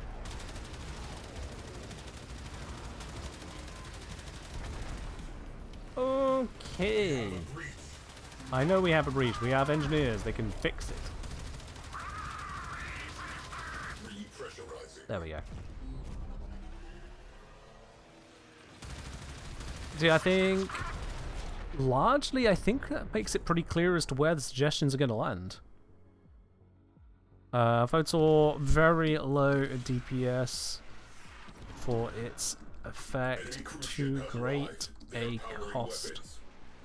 All the benefits these days. Yeah. I think that gives us a very good rundown as to the effectiveness. The only one we've not done so far is that Glacio. I don't think that's going to be built yet. I might just rush that. Yeah, if it's not built, I'll just rush it.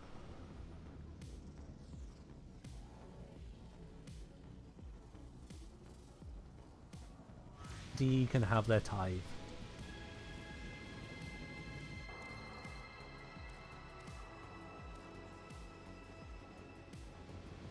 Yep.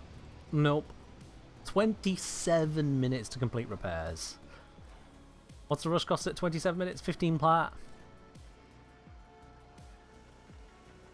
I mean, I could just come back to it, if I'm honest with you. I could just go back to it. Let's take some time to max out some of these weapons. Let's see. So this one here... Apparently I investigated an APOP Mark 1. How much of a buff does that... Oh, God. Ugh. Actually, wait, you know... Yeah, I said I was going to leave some of that for the video. That's why that's there. Never mind. Not going to max those out for now. Let's just double check. So... Oh, we tested all those. Let's do a fire rate test on the pulsars. Why not, actually? This is as good a time as any to do that. So the Z key gives you that fire rate bonus. Let's maximize your fire rate. So we're going to need to unveil another one of these. There we go. That'll max it out. Perfect. Okay. So I'm just going to go into free roam and see what our fire rate comparisons are. In fact, I can put the other gun on the other slot and I can test them both in the same mission. Ah.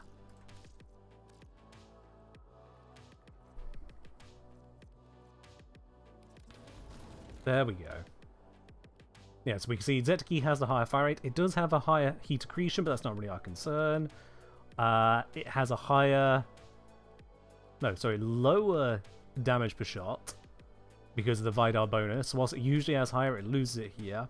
The Vidar also has the higher crit chance for the same crit damage.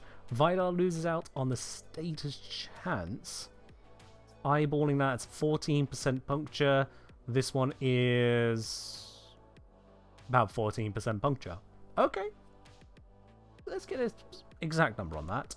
32 times 1210 divided by 2872.5. 13.5% puncture.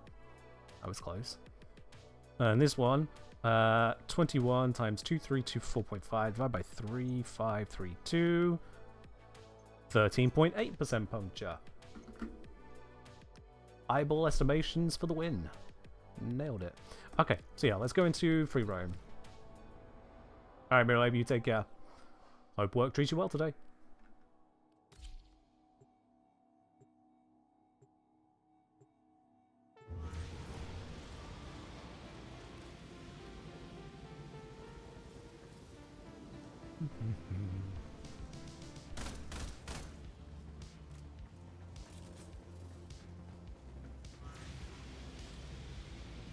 Okie dokie, so I think it was the Z key on the primary and Vidar on the side. We'll see in a moment to be certain. Let's just start the recording of this specifically.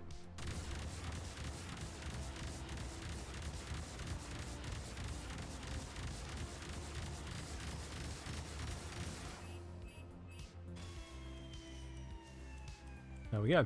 Not going to manually deplete the heat there, so I've also got an example as to how quickly it gets rid of its heat. And then we go... This has a side gun on it, so we'll use this.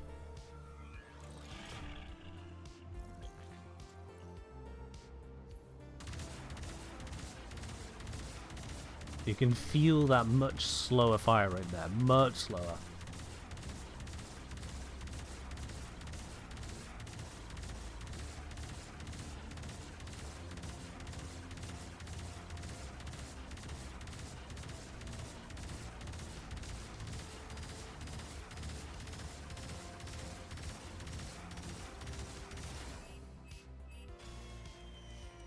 And it's cooled down. Beautiful. Okay. Let's have a look as to how that actually looks when we go through the frame of it. Why not? Something to delay the Glacio's recovery long enough that it actually finishes building for free. I've only got 6,300 plan, you know. 15 is, it's a big ask. Right, where was my testing ground? There it is.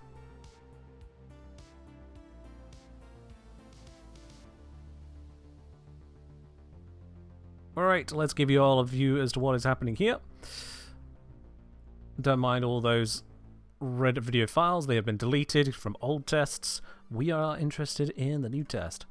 which is this and this. There we go. You can see one file substantially longer than the other. Now, what I first want to see is right there is the beginning of a shot. And I'm trusting that the visuals are accurate. And there we see the end of the shot. Because this is a hit scan, the moment we see the shot has landed. So the time there, from start of first shot to start of last shot in the burst, is 7 frames. Over here, from first shot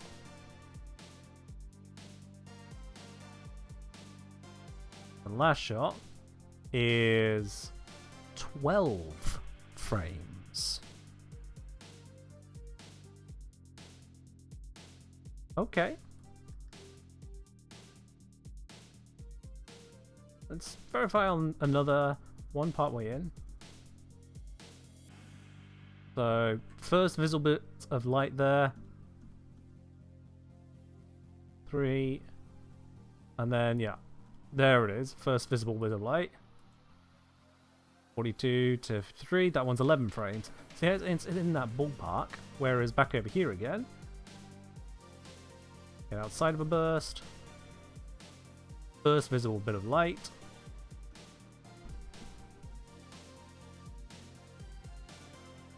Do the last bit. And that was 6 frames apart. So that's half the burst duration. That's very fast, actually. That might swing it back around. My assumption was it maintains the burst duration, but if it doesn't, that's a big deal. I thought the fire rate didn't work like that. You learn something new every day. Okay, well, let's see then.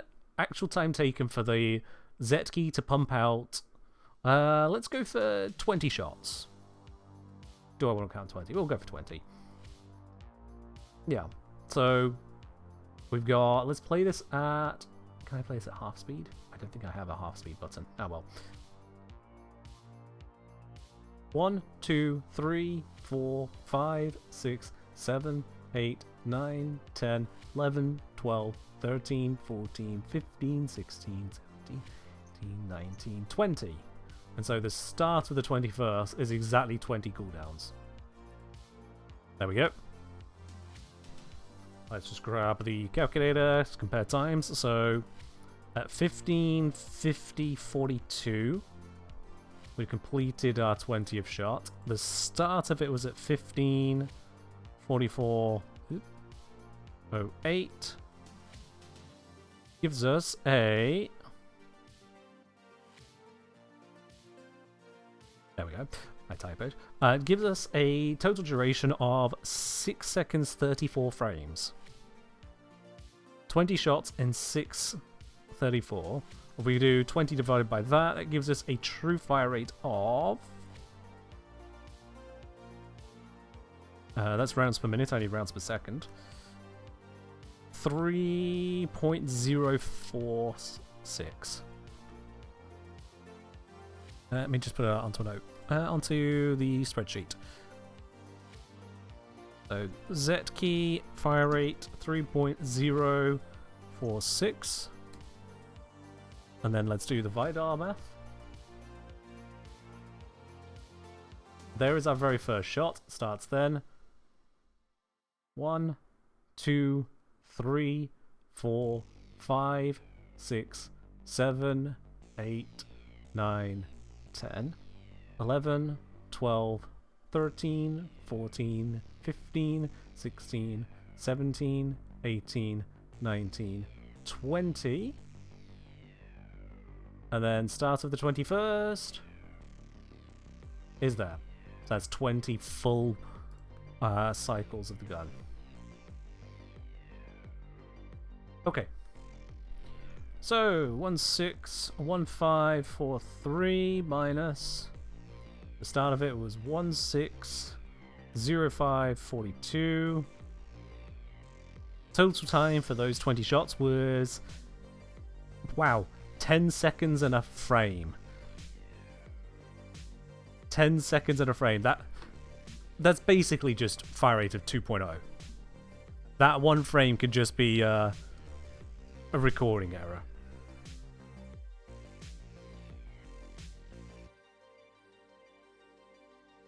If I do that, yeah, 1.997. It's 2. It's 2. Okay, so the Zetki fire rate then is coming in at 3.046 divided by the 2, 52.3% higher.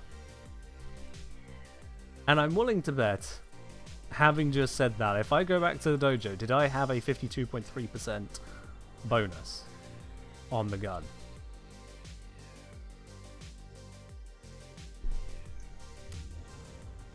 Why did I think burst didn't work like this?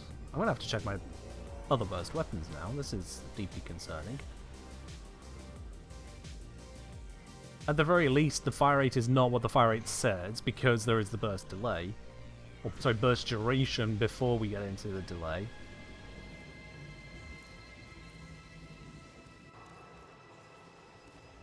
Zetki Pulsar 60% fire rate. Oh, okay. Okay, that's... Bunny ears and the meticulously gathered footage ties this all together. You know it. Yeah, absolutely. Thank you, Seatso. Yeah, why is the Zetki 52.3% faster? With a 60% fire rate bonus. I'm going to chalk that up to engine limitations. I'm going to be honest with you. I'm not going to break my spirits on trying to figure that out. But it does show that the fire rate bonus is substantial. Semi-unrelated, but it's next to dry dock console. Is there a cable clipping out of the ground next to the right door that exits the dry dock? Is there a cable clipping out of the ground next to the right door?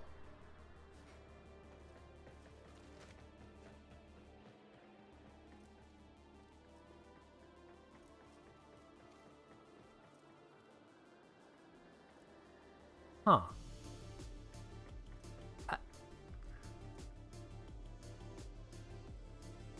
Huh.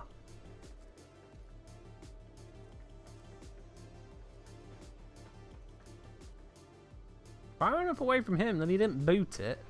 So, yeah, I don't know. That's where the other well, like 7% of fire rate went. We bumped the ship on the way in and we damaged it. My bad. Okay, so, number slamming time. Let's get that to stay there. Let's go back to spreadsheet. So, Pulsar. Add in a column. Pulsar Zetki. Fire rate as measured of 3.046 real. 20% on it. Oops, I just broke that. 20% on the crit chance. 2 times crit damage. Status 32%. Total damage is 1149 because it's not got a damage bonus. Multi shot is functionally 4. It's functionally because there's 4 shots in the burst. And then we copy over all of the math cells. Okay. Interesting.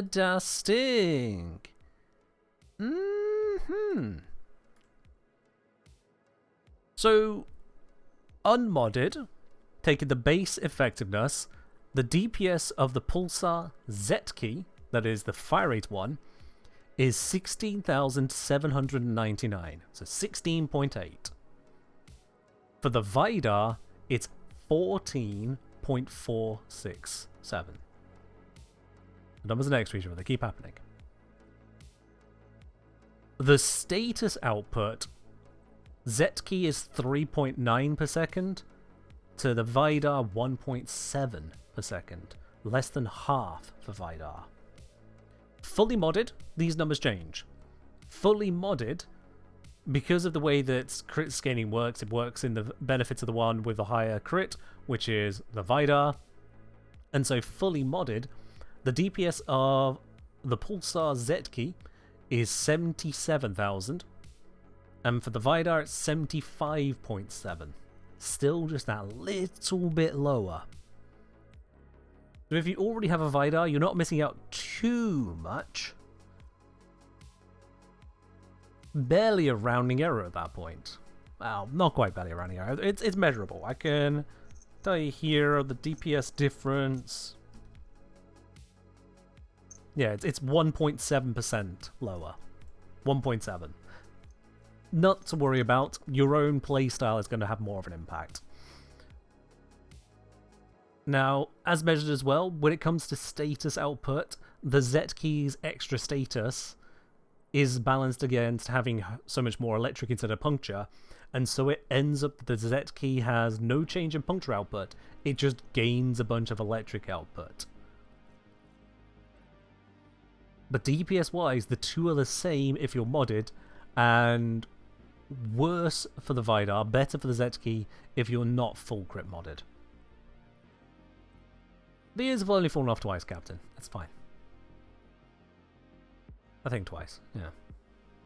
I keep readjusting them now, I just feel them shifting. But there we go, chat. I was wrong about the significance of the fire rate effect on burst weaponry. I'm going to need to research that more myself, just in general.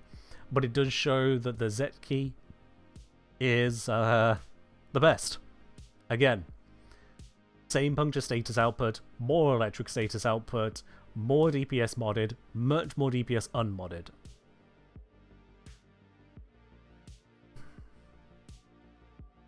Can I be very honest with you, chat? I don't know why we have one clear winning school for all of these guns. I really don't know why. Because I'm happy to go out and farm these and test these and put the mods through and run the numbers together to then come up with these conclusions.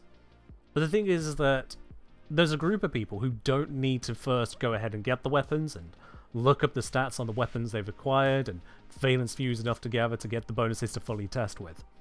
There's a group who can just look at the stats.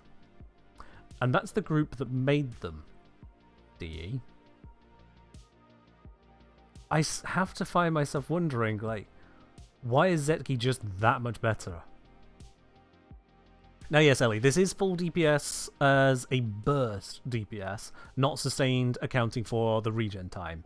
But bear in mind again, if you're on Mk4 weapons and you don't have Gunnery 9, what the hell are you doing? I'll also add that in the testing there, let's see, from initial shot to overheating, this one's the Vidar. So we are starting at 542, overheat was hit at there. That was a 27 seconds to overheat, and you can flush it in half a second. For Zetki, starting at 44, overheat at, yeah, about 53. So it's just under 9 seconds. So the Zetki overheats much faster. Much faster. But, like, flush the heat sinks.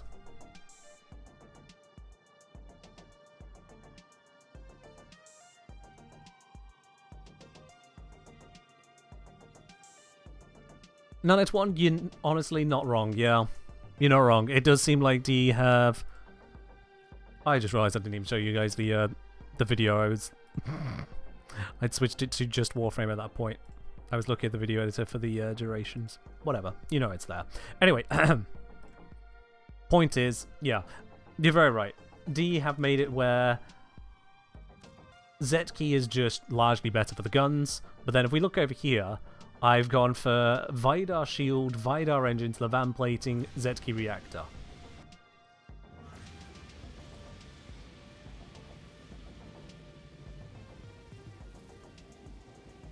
Why has that got the sound effect of us going through the void? I don't remember that.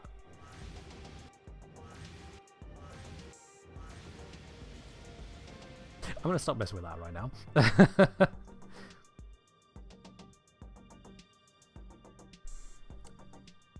Oh yeah, so...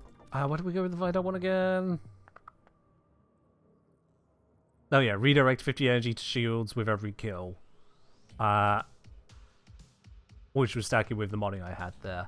And choosing that one because I am a Lavos main. Yeah.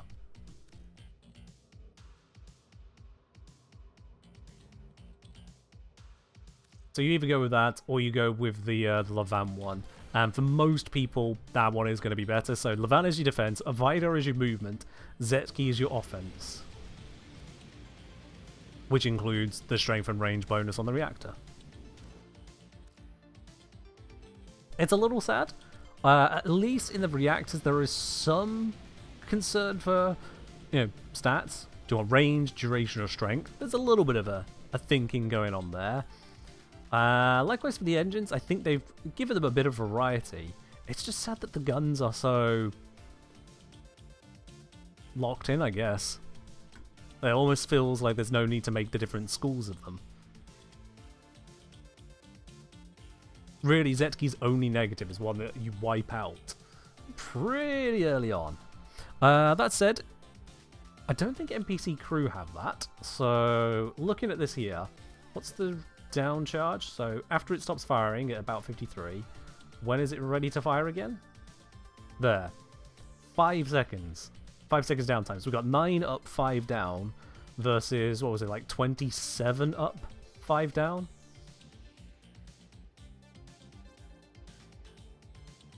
Yeah, 27 up, 5 down. Yeah. So once you got the rank 9 perk, Zetki is just superior. Without the rank 9 perk, you will be juggling heat more, and if you do hit that overheat, you lock yourself out for 5 seconds. That is a huge difference, and NPC crew aren't going to be as sensible as managing that. So, given that, I would say for NPC crew, you'll probably want to go the other way then. Also, I should note, actually, okay, this is a big deal. I've just remembered. I'm on my gunner main loadout, which includes the Orgone tuning matrix, plus 18% turret heat capacity. I've got crew with me, so that is 72% heat capacity. So I was making the guns last not quite twice as long, but closing in on that.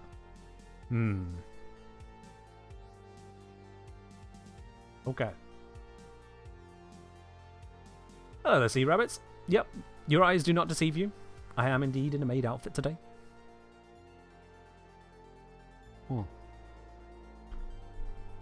Yeah, so that's kind of a big deal right there as well. What are the other orders again? Yeah.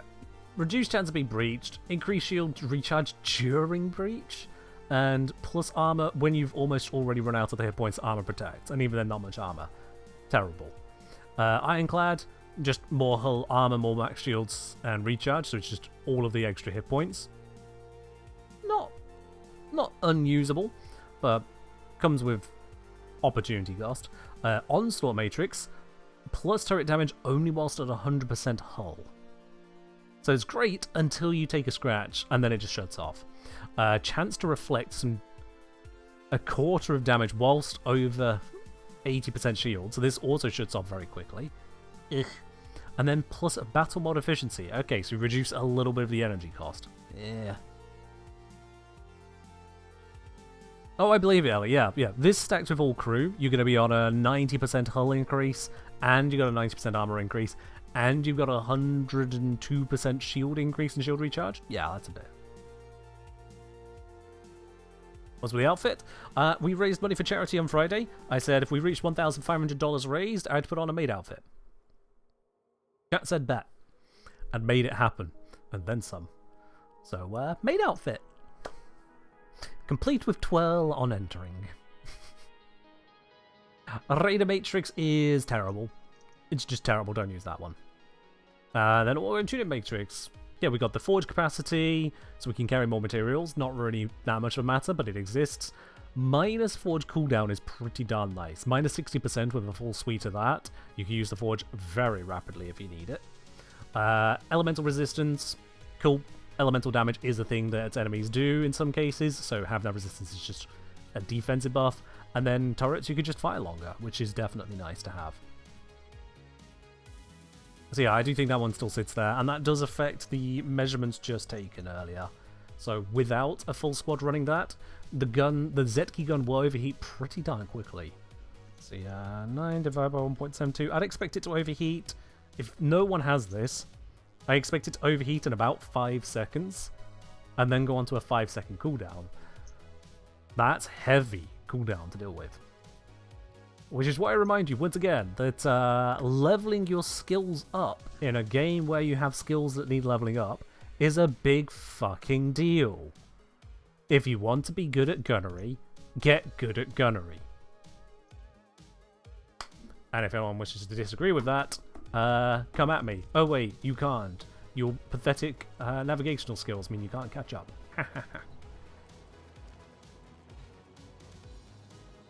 It's a gear-based game, Warframe. Upgrade your gear. Once again, I can see the eyes down there. The eyes on the vessel. Still looks weird.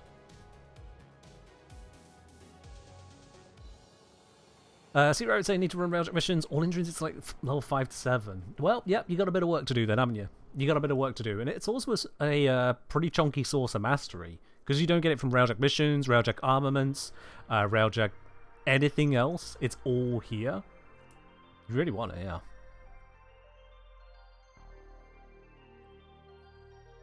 You know, send your pilot 5 crewmates Uber to my railjet, as if you think that piloting 5 is enough to catch me. You haven't seen me ride the railjet around proper, have you? Also, let's level it. How long's that been in the dry dock? A couple weeks? Yeah, about a couple weeks. Right. Ooh, did I set the railjack with what I want to have it equipped with? No, I did not. Right.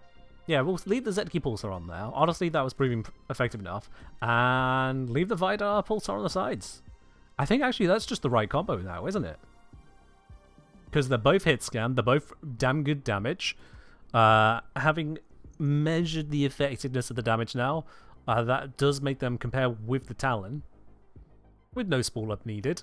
Talon, however, does have a lot more status output. And let me just remind myself there on the Talon. But it's all in heat. That's a negative. Carsonox is higher DPS, much higher status. We were seeing quite a benefit of that before from the NPC crew. Yeah, so a bit of Toxin and all of the puncture to follow up with it. Even higher on the status output by a lot. Yeah. And crew seem to understand how to aim that gun. So, you know, I'm going to put that one on the side gun. That did work out quite well. That did work out quite well. Oh, this is your 67th stream, is it, Captain Calamity? 2 more until it's nice, then. You'll get there. Or maybe you miss the next one and then everything falls apart. I don't know. Okay, so with those choices locked in now, let's head back to this mission once again with that full loadout. This time I put the crew on the guns. Let's see how it plays.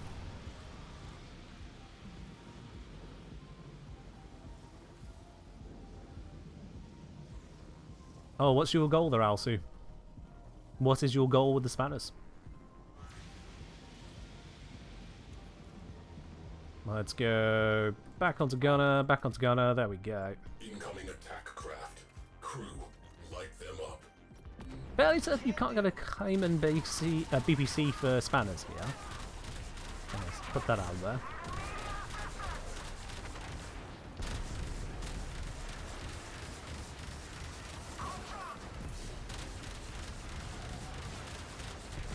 There we go.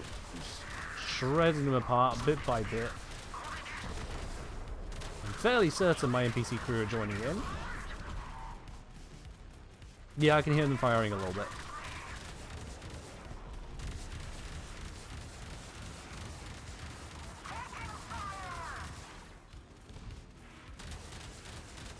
Remind me, Alsu, what was the value of that Kaiman BPC? Was it not 31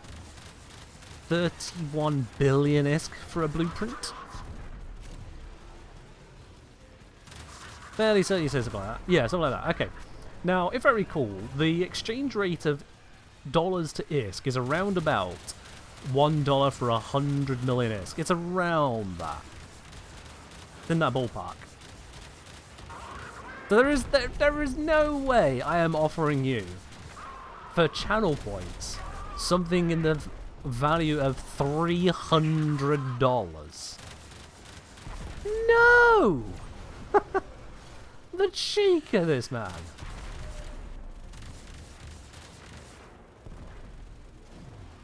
And put it that way? I am going to put it that way, yeah.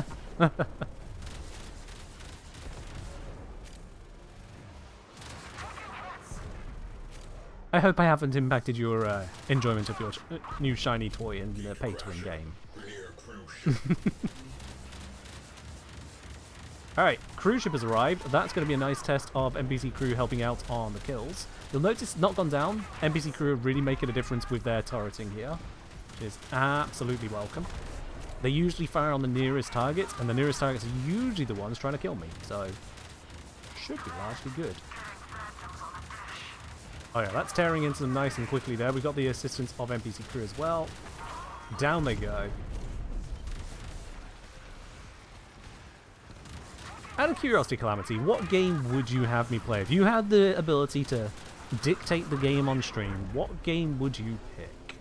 Just so I know what the mind of Calamity is like.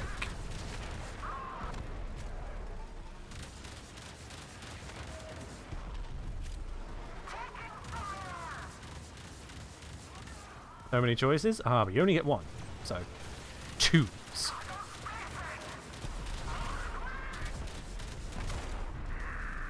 Scare him with 5,000 mods? I'm pretty sure it says choose the game, not the mods, but okay. 5,000 mods? I'd really have to be scraping the barrel to get to 5,000 mods. Good God.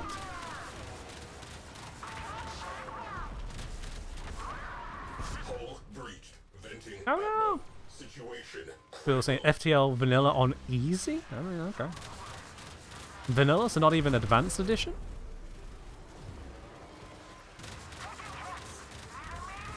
Patch that breach or this railjack is a memory. Crisis averted. Mission continues. Yep, mission can continue now. First time we've gone down the whole mission. Doing pretty well. I mean, Azrael, for the sheer volume of channel points, 88 million, I'm fairly certain someone can choose, within reason, a game I do not currently own.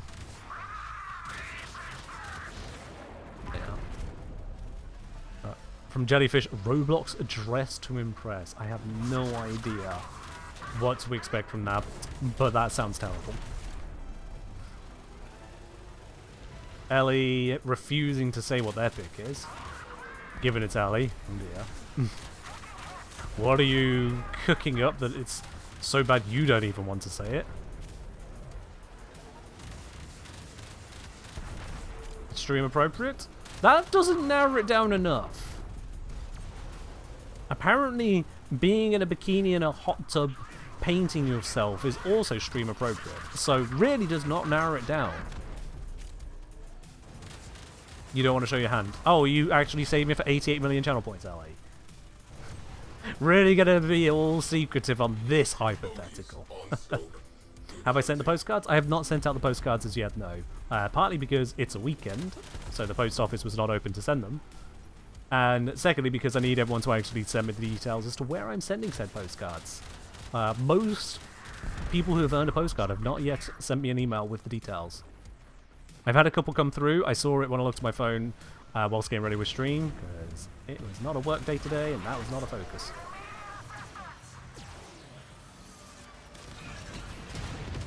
I may stream on a Sunday, but I do actually still have time off. Cruise ship reactor has detonated. Pretty.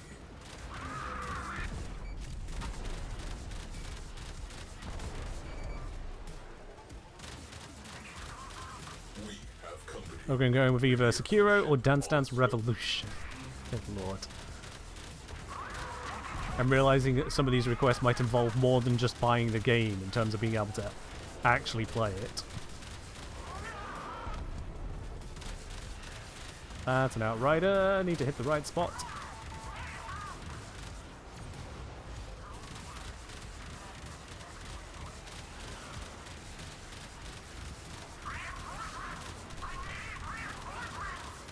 Oh, you can feel the rapid regen there. Oh, hey, we got Zetki Pulsar Mark 4 by firing a Zetki Pulsar Mark 4. Sure. Clamsy asking, did you find out in the end if shooting the engine is required for one-shotting cruise ships or not in Steel Path? Shooting out the engine actually makes things worse if you do it wrong. Fun fact. Only if you do it wrong, but yes. You're far better off using Blackout Pulse to stun the cruise ship and then just lining up the shot on the missile. The two main things that impact people's damage against cruise ships more than anything else, one is when your hull is breached, because that massively reduces your damage. And a lot of people will end up just getting their hull breached by sitting with a low tank railjack in front of a cruise ship. Two, we head over here. Give me a moment. It's further away than I thought. We head over here. Number two is people shooting this very obvious looking weak spot right here. Because when that is popped, 0 damage. The weak spot turns into a non-spot. It is so damaged you can't damage it more. Whereas if I shoot this one here, you see I'm still dealing damage. Still dealing damage. No fucking damage. It's gotta be a bug. Why the big glowing destructible points are not in fact weak spots, don't know. It's gotta be a bug. If it's a design, it's a shitty one. I'm gonna be very honest with you on that. But you can still just go, plop, and punch a hole in them right there. Boom. Cruise ship eliminated. Focus on remaining targets. Oh yeah, parking the railjack in front of the ship killer platform, that's another classic, absolutely. Another classic right there. Oh no, my energy is out. No. Yeah, it took me ages to find out how people managed to deal 0 damage to a cruise ship. Genuinely ages to figure it out. But finally I had the answers. Come on, be charged. There we go. So you see, you stun it. It's locked in place. It can't go anywhere now. Nothing it can do to stop me lining up the shot I want to land on it. Blackout Pulse has it just absolutely locked in space. We got a whole bunch of puncture procs from our crew. And the shot just goes right through it. It's dead. Cruise ship has gone bye-bye. If you build a spaceship for war, you might build in decoy weak spots. You know what? That is the best explanation I've heard ever for it. They are decoy weak spots. You know what? That's my headcanon. Yeah, I'll take that one. The Grenadier, realizing that big glowy spot is bad spot, have made it where big glowy spot is actually a trick. Don't hit these ones on the side where we're really, really weak. No, shoot us at the really big one at the rear. That's the one you want to hit. We have Yeah. one less cruise ship to be concerned with. Do we think Pablo's going to take a look into faction damage interactions after tweaking Heat Inherit? For starters, we don't know if Pablo's going to be tweaking Heat Inherit.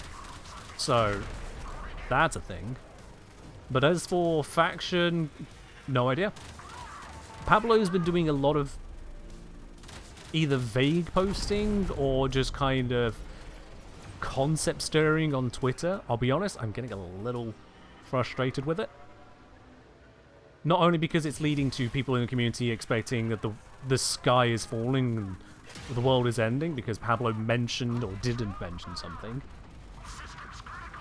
The second, because I don't care if he thinks he's saying it as an individual. He's speaking as the lead developer for Warframe. We kind of need to know what they're actually doing. Not have vague posts of Hildren make me sad or what if he'd inherit. See that one blown out, shot it, still died. Cruise ship down. That clears up Oh, some space. Cryo from Mk4. Nice. No one of those. Heads up. Ready your cruise ship. Yeah, I would like it to be considered blog posts posted to DE's own website that they actually have, with a place they could put news posts, blog posts, and everything of the sort. Oh, sorry, I didn't stun it. Rather than 20 different messages in a chain on Twitter. It's just not where I'd like it to be. Not how I'd like it to be. Don't know how everyone else feels on that. Yo, Clover! Welcome on in. Hope you're doing well today. Mods, can we have a shout out for Clover? Absolutely amazing Warframe streamer. And variety in as well.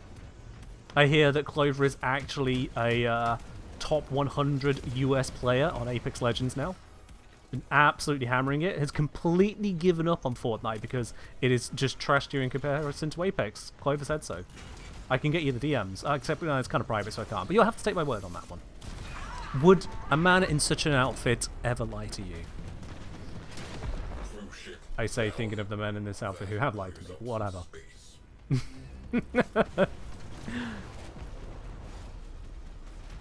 Don't tell you what to do whilst actively typing it. Oh, Ellie. Ellie. You did good. That's really going to set off Ellie's desire to be contrarian. Alright, let's take out this next cruise ship, shall we?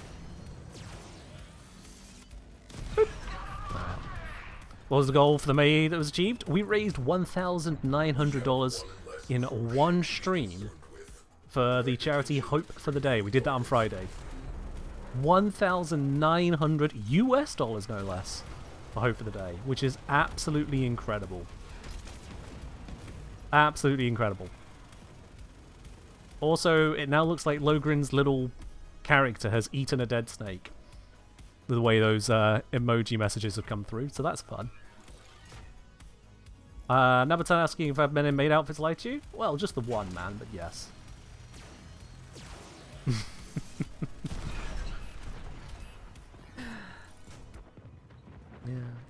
Cruise ship has gone bye-bye. Goodbye, cruise ship. Let's go take out the ship killer platform. Honestly, I could say that the combination here of Pulsar, Carsonox is working out very well. This is a good weapon combination. Also, new target. Lock on, please. Lock on. That'll do. There we are. Dodge! This is a priority target. Infiltrate. Why is that not taking damage? That was weird. May have already lost their lives to it. Okay, let's just park the ship right here.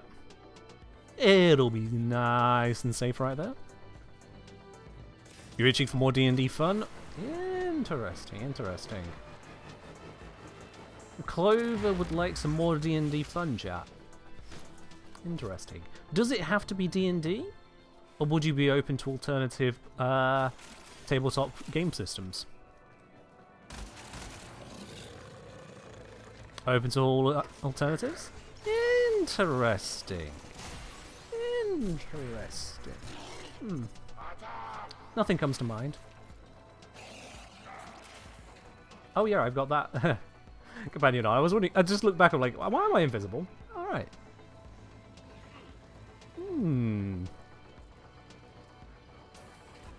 Just gonna saunter in this direction whilst I think of absolutely nothing. Radiator exposed. Alright, radiator exposed. Wow, they instantly hit that radiator. Nicely done there, crew. Now you get onto the piloting. Radiator. Hello, Cat Centaur. Things are going well, absolutely. Hope you're doing well today yourself.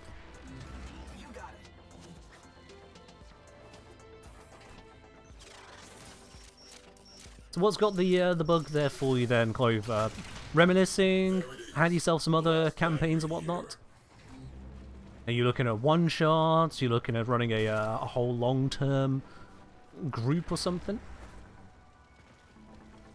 What have you got itching for there? Here we go, that's now open, and mission successful! Away crew. Let's get out of here. Time. Destroy marked components. Get some kills on the way out. Scratch one ship killer. You farm the Razorback Armada? Classified. Valid farm indeed, valid farm, absolutely. Mission resolved. Let's have a look then. So, is this rewards from just this one mission? Because if so, that looks like quite a bit. This is rewards from just one mission, isn't it? Oh, damn. Okay. Can't be mad at that. So we got 4 Mark 4 weapons, as well as 4 Mark 3s. We picked up Cryophon Carcinox, Pulsar, Photor. So 4 out of the 5 available from the Grineer. What are we missing then? What's the other Grineer one? I think Lathis Corpus. Is it APOC? I think it's APOC is the other Grineer one. Interesting. From Logrin, speaking of D&D, is Matt Mercer aware of your Tenno's Tome of Warframes? Honestly, no idea. I don't even know how someone of my caliber would reach out to the legend that is Matt Mercer in a way that would be noticed and welcome. I have no idea.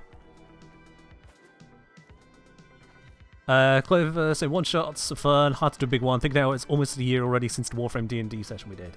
Yes, we did the, what was it, Raid on Orphic Tower one-shots I put together. Raid on Orphic Tower. That was a fun one, wasn't it?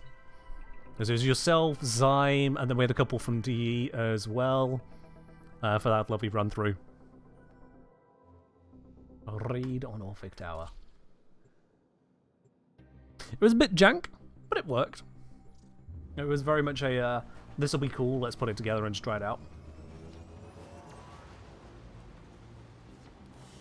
You'll film that's inbox of Phil No Shame. Fair enough, Logan. Aaron, if you want to let Matt Mercer know about the Tenno's Tome of Warframes, you go right ahead. Olivolt said, just got a Kuva Sobek, how should I mod it? Is this a command? Yay! There we go. I've got you already sorted on that. You've got a heat been told to change magnetic. I believe I give you the suggestions in that as well. But yeah, a magnetic one is largely a good idea. Heat won't see you too wrong, but magnetic is largely a good idea. You could either farm up another one that is magnetic and then fuse the two together, or you can just former it 5 times, get it to max level, and then you can use Elemental Vice from the Hex, or a few other sources, and that allows you to freely swap the element. But heat shouldn't be too much of an issue for you at this point in time. Check out the guide. I got you covered on that weapon. Okay, chat, so have I left anyone with any questions with regards to the weapons that you could put on the Railjack now that the Mark 4s are here? Don't know why this is still showing a whole bunch of alert icons, I'll be honest, but it's there. The Kawaii engineer? Yeah.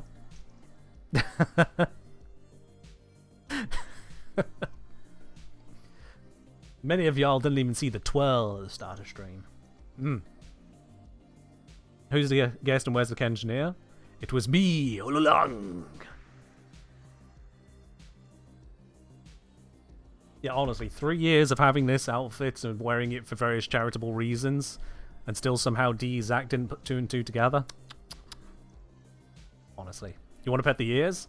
Can you also hear the jingling with them, Clover? Just like, when I rotate my head a bit while speaking, you might just hear a little bit of a jingle come through. Just a little extra in there. No, it's saying personally I still use Photor because it's easy to kill the cruise ship shields with those. So fun thing on that, Nanit One. You're not wrong, Photor does punch through the cruise ship drone that projects a shield. But there's more. I know, Azrael, I know. I know that such an outfit does not dictate one's personality. I know. Whatever. I still found it funny that he just had absolutely no idea, to be honest with you. Anyway, yeah, so, Photor does punch through to the drone that is protecting Corpus cruise ships with a shield, but there are two other options you can use, which are very consistent. Option number one is to simply tell your crew to stop firing. If you move your crew over from being gunners to being engineers or anything other than using a gun, I'm going to put these back to my defaults now, then they're not going to be shooting at the cruise ship. The drone on the cruise ship only moves in response to you damaging the cruise ship. So, with no one else shooting, it's just the pilot doing the shooting. Another pun? How humiliating. Thanks, Clover. With it being just the yourself as the pilot doing the shooting, you can then navigate around behind the drone and its shield, shoot the drone directly, it's dead, and you move along. Brilliant. But if that sounds like too much effort, there's an even easier option someone may be aware of. Stupidly easy. And it is this otherwise useless thing right here. The Galvark. It fires a stream of incendiary energy, latching and frying up to 3 enemy vessels. The DPS on it is absolutely diabolically crap. No one cares about the damage this puts out because it is stupidly bad. Yeah, fire rate of 12, no crit capability, and 1,901 damage per hit. It's just not good. But you don't need crit when hitting an object, and you don't need much damage to destroy the drone. So you fire directly at the drone and cruise ship through the shield, and the chaining just goes, oh, hey, there's a drone here. Zzz, and it pops. That's all it takes. And it actually feels kind of like, oh, this was the answer all along. Who even needs to Photor then, I guess? And the answer is no one. You don't need it, it turns out. So yeah, let's go into up here. This one. I'm not going to complete the mission, so I don't care as a defense. Because I believe I have it equipped at the moment. I'm going to leave the crew in their gunnery seats to demonstrate the drone buzzing around.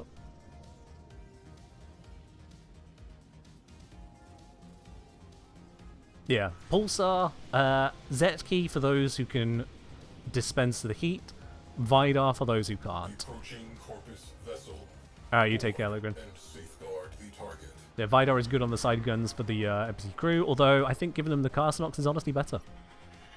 Is this a Kenjdir heirloom skin? It seems to be more of a anniversary skin, but let's call it a Conqueror skin. Alright, come on, speed us in. Yeah, this one has got a drone, so as we approach it, you see, oh no, there is a drone in the way. I can't shoot through it. And if you go around it, you see how it's responding only as my NPC crew are firing on the ship. But now, I'm going to go, bzzz, and it's gone. It's gone. And Shatterburst takes care of those 3 defensive shield nodes on it as well. And now it's just stuck. Which part of the heirloom is the glowing jelly part? Blast that railjack with a comet shard. Let's not. We don't need to go there. Boop. It's dead. So simple. I didn't even know about the option there, but yeah. Ability use prevented. Uh-oh. I'm gonna use that instead then. Yep, we got hit by the shard. No, we've seen the power. We've seen the effectiveness now. We've demonstrated what it do. You were unprepared. This is on me. But there we go. We are So yeah, honestly, it's feeling like railjack armaments are pretty solved now. Sure, you can have your variety if you want, but people don't come to me to go, Ken, can you tell me to keep using the thing I'm using? I don't do that. If you really don't care for what's best to use, then yeah, use what you want to use. No. We have the answers as to what's good to use. And it seems like the Pulsar is really, really solid for the forward gun because of that hit scan and good DPS. Plenty of effective status on it. Carsonox seems very good for the side guns, especially for the sheer amount of puncture it puts out. Plus the Toxin proc is good for distraction and still being good DPS. Lathe, you need to get up close and personal for it to be good. Photor just is anemic DPS, but very long range. Cryophon is bad. Apoc, another reliable one for high DPS. But there is still projectile to it, so it's not perfect. Talon, hit scan, but it doesn't really have the benefits that other hit scans bring. Vort, hard to get it to apply well, I'll be honest. And Glacio. Glacio. We haven't done Glacio yet. Aha. Yes. We were waiting for that one to finish building.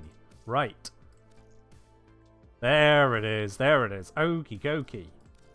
Zetki Glacio. Let's get full fire rate on it. So let's just inspect another of these. Yeah. Oh, that's actually a pretty decent one. Jeez.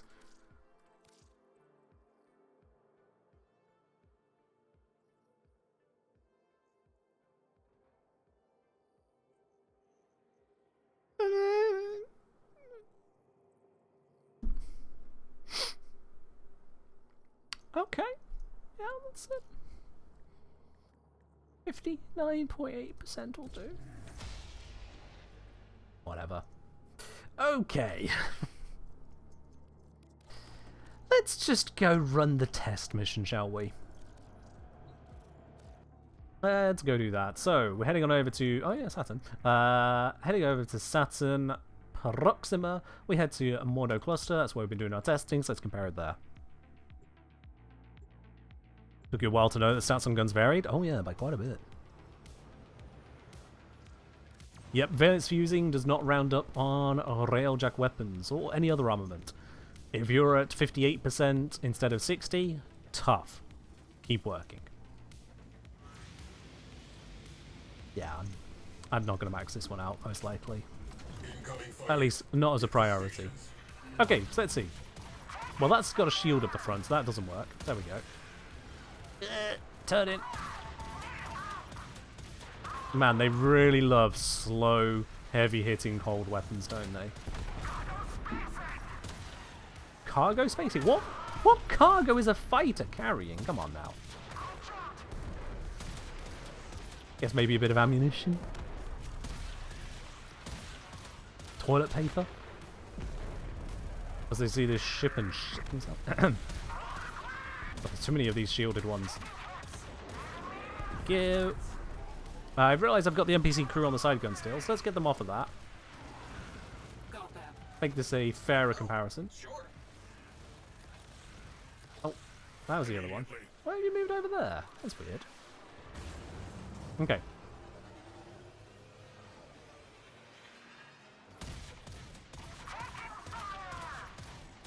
Ew.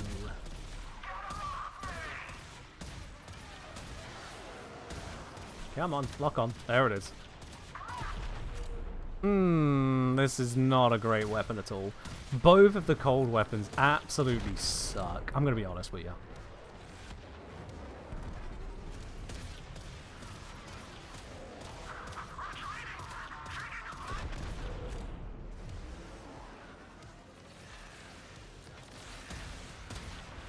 Lock on properly.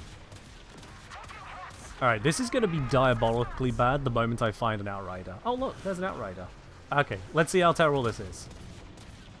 Oh no. Come on, catch up. There we go.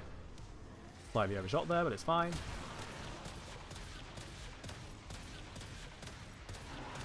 Well, I cold procced it. Oh, and now I'm breached. Amazing. I don't think I could be aiming more solidly at the weak spot.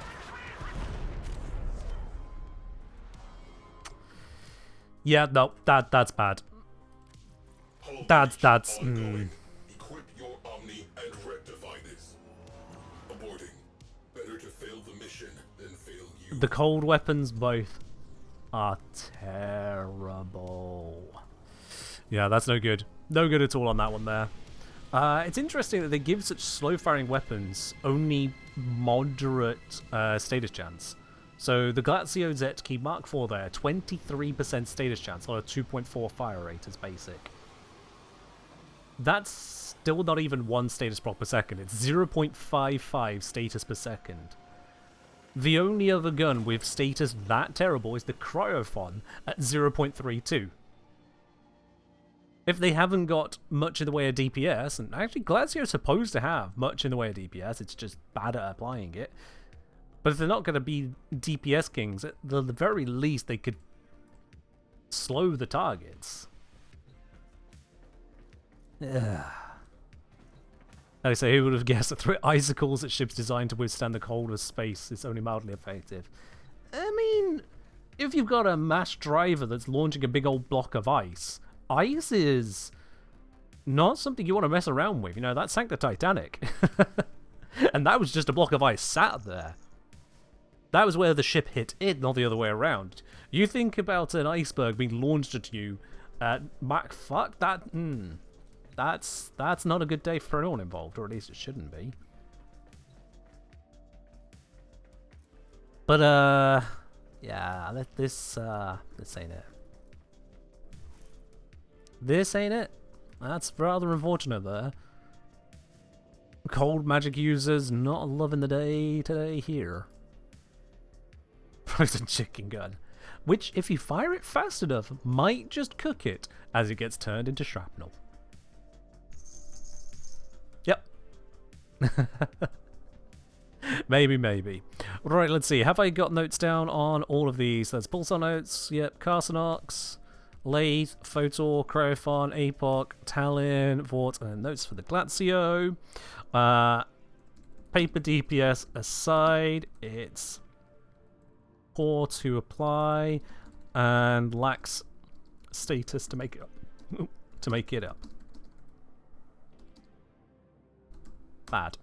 Just gonna put bad on the end. Bad. So yeah, there we go. It's interesting really that the higher DPS weapons are actually largely the worst weapons. Because the Vort, Glacio, and Lathe are either short range or hard to apply in all cases, and not really doing what they need to do. The first of the higher DPS end that actually is good is the Apoc, which is still over 100k fully modded, but yeah, we're coming down to...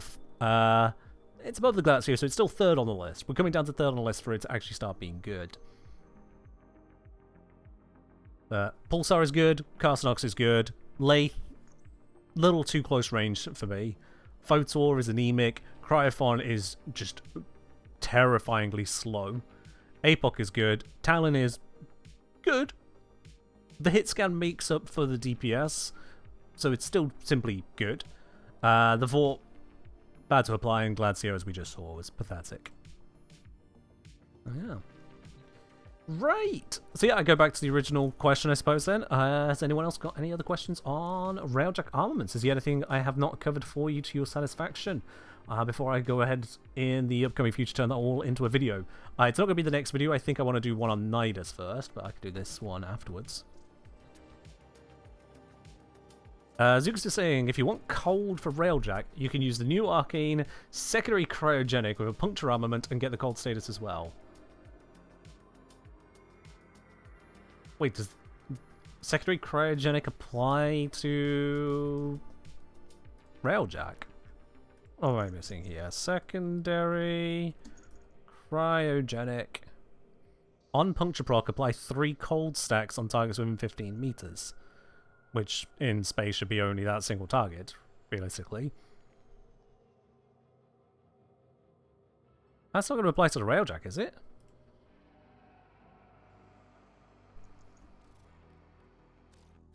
There's no reason that would apply. It does apply? Let's see. Let's grab you. Cryogenic.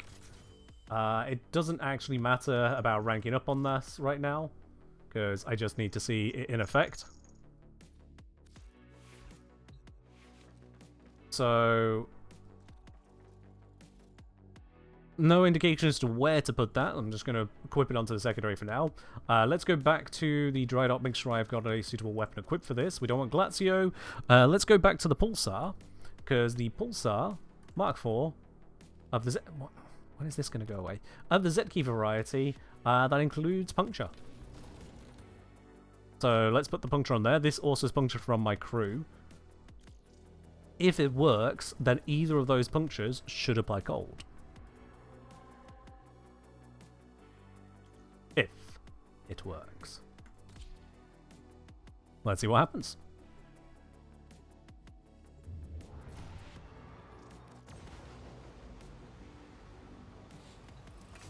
Yeah, we got no cold on the guns in any way, shape or form. No cold on our abilities, nothing like that. Let's just see what happens. They have launched fighters. Cold. Cold only stacks to 1 proc, because that's just how it works in round up. But yep, that's instant cold proc. What the hell? What? Why does...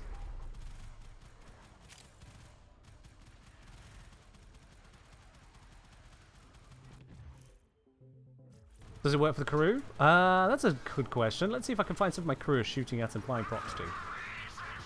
I can see puncture with no cold on that. And they just applied another, so no, it's not applying to my NPC crew. But I just saw the cold proc fall off of it, so it literally is. Yeah, what the hell? We can use it. So that is... Yeah, it does lead to the question of what other ones apply. What else can we use here?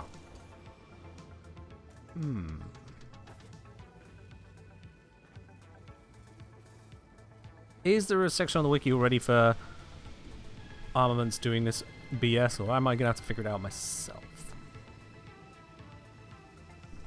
Control F, cryogenic, nope. Arcane, nope. Alright, well it's not on that section. God knows where it'll be then. Is the turret considered a secondary? I highly doubt it. But if we go to our navigation, no not navigation, arsenal. What we can do is grab... I've not been seeing orange crits this entire time, and I had Innovate equipped. So, it's not taking Innovate. As you can say, arcanes that seem to work in specific wording of on status. So on something status. If I go on... that didn't really... on roll, could you imagine? On status effect.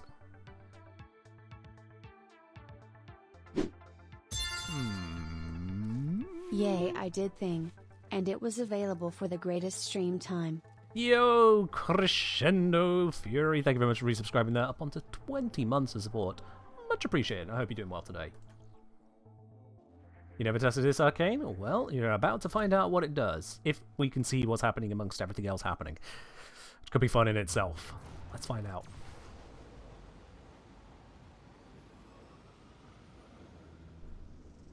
Come on. Let me tell my crew to stand down. Give control. Give. There we go. Right. You Fighters on engineer. You engineer. There we go. wholesale. I serve. You got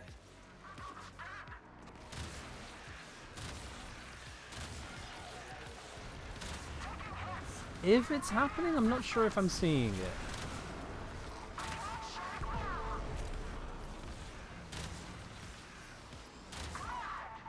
Actually, when I'm doing normal hits, my non-crit is 1,000 odd, but I'm seeing a 200 damage hit in there. Yeah. I'm seeing a single hit of 200 when this is a multi-hit weapon. So I shouldn't be having a small damage hit alongside everything else. I think it's applying. What? Yeah.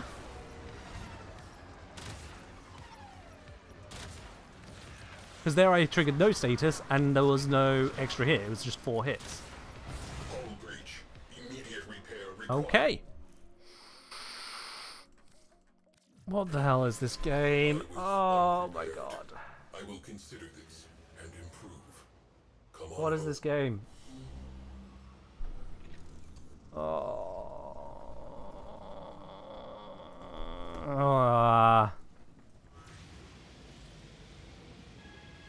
Okay. It's all about Encumber. That's a curious one. I don't know what Encumber would do for us here, but it's a curious one. We got Railjack arcades before GTA 6.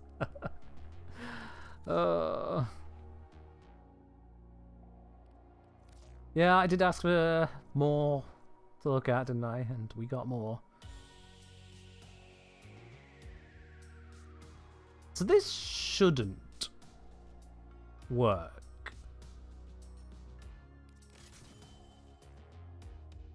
Surely that's not about to send my Photor damage to the moon.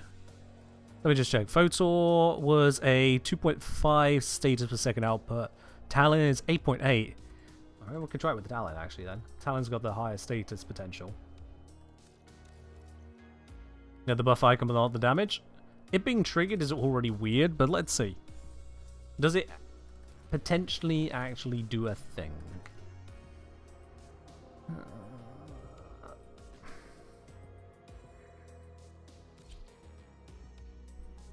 Let's go. Let's go. Come on. Me and my pretty fluffy cat ears. Gonna have a look at this, anyone. Ah, dear.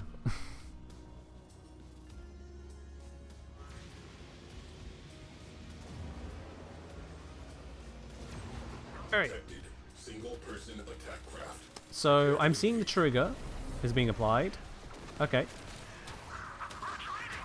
Let's see. Let's let the stack run out. Also, I need my crew to stop firing. Immediately. There we go. Right. Without any stacks on something, here we go. 561 is our basic damage. 561. So let's burn the hell out of you. And then you.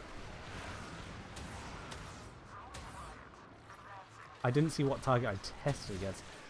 543, yeah. We're not seeing like hundreds more damage.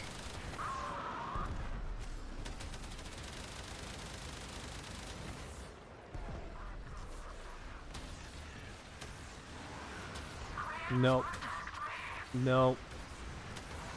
561 over there. Yeah, so it's not giving us a damage bonus. That's good at least. That's... I am pulling. It can trigger from heat status, because that triggers from a lot of things anyway. That's just almost global in effect, but yeah.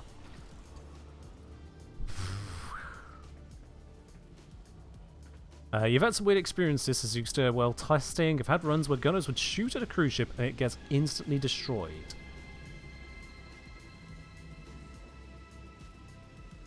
Interesting. What could cause that? Now, I've got what on Enodem here? It's usually... Okay, it's melee exposure at the moment. So if I switch that to influence... And... What are the electric weapons? I think... Is it just Fort?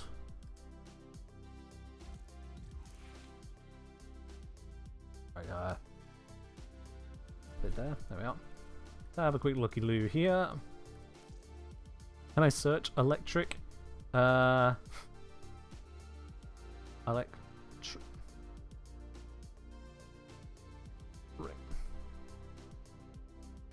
Deadly accurate electrical pulses fry ships.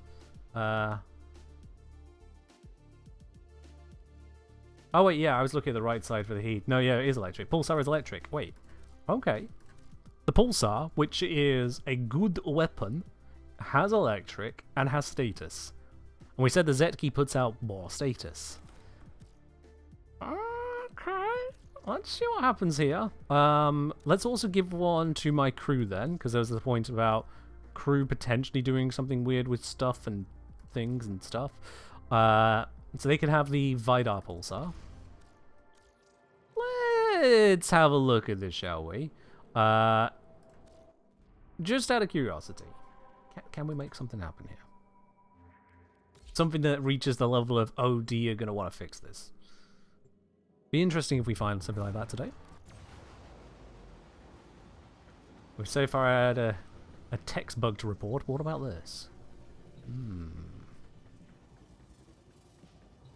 Dog, you are not pilot. Please move. Go over there. Dog. Irene. We are on their boards. Look alive. Darn puppers. Okay, so first things first, does this actually even trigger? Melee influence has now triggered. Does it activate?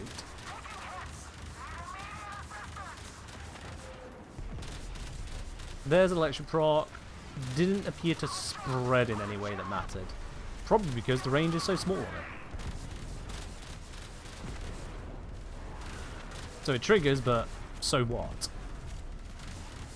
But let's just work our way through killing things for a bit. Please lock on, thank you. That's an outrider, need to deal with that properly.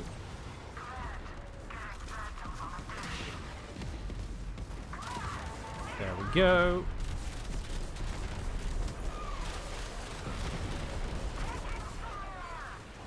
Nothing in rules that says the dog can't fly a railjack. I think you'll find it straight up just will not pilot it. Dog is just cosplaying is useful, as they often like to.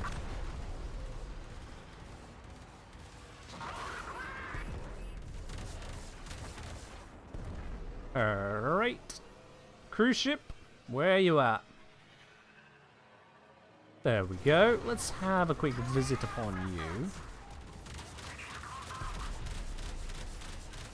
No influence trigger at the moment. Oh, can't damage it whilst it's on 0. No influence, no influence.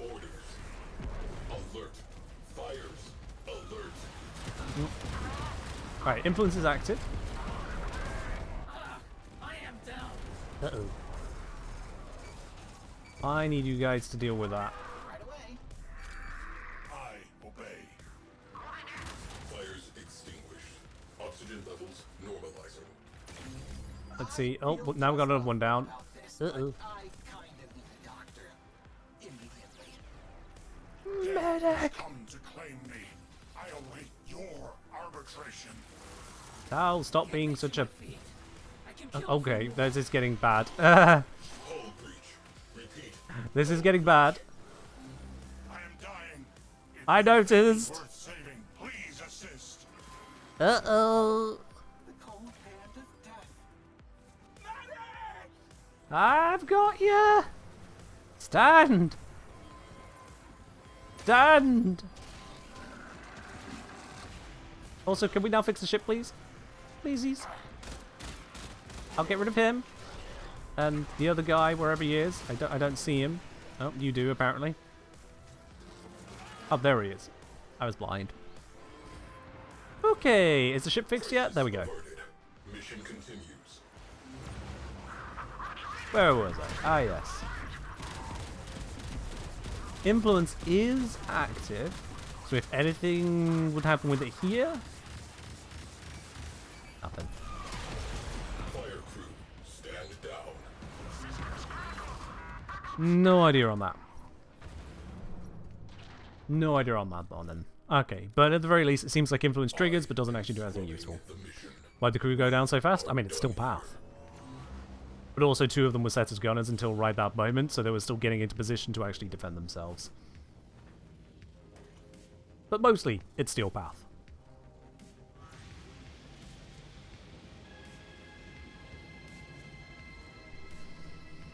Okay. So that didn't do what I thought it might, but which is probably for the best. Let's give them back their Carsinox, the good one. There it is. How do I feel after finding out some arcanes from trigger from Railjack turrets? Triggering is one thing. Applying is much worse. Triggering is just kind of whatever. A lot of things trigger a lot of other things for reasons, and the game is woefully inconsistent in how it handles that, and I hate it. But benefiting from them? That's wild. That's messed up. How do you even begin to make fair recommendations at that point? Because, like, are we exploiting a bug? And if we ignore it, are we just leaving people needlessly in the dark? Where are we at then? Where are we at then?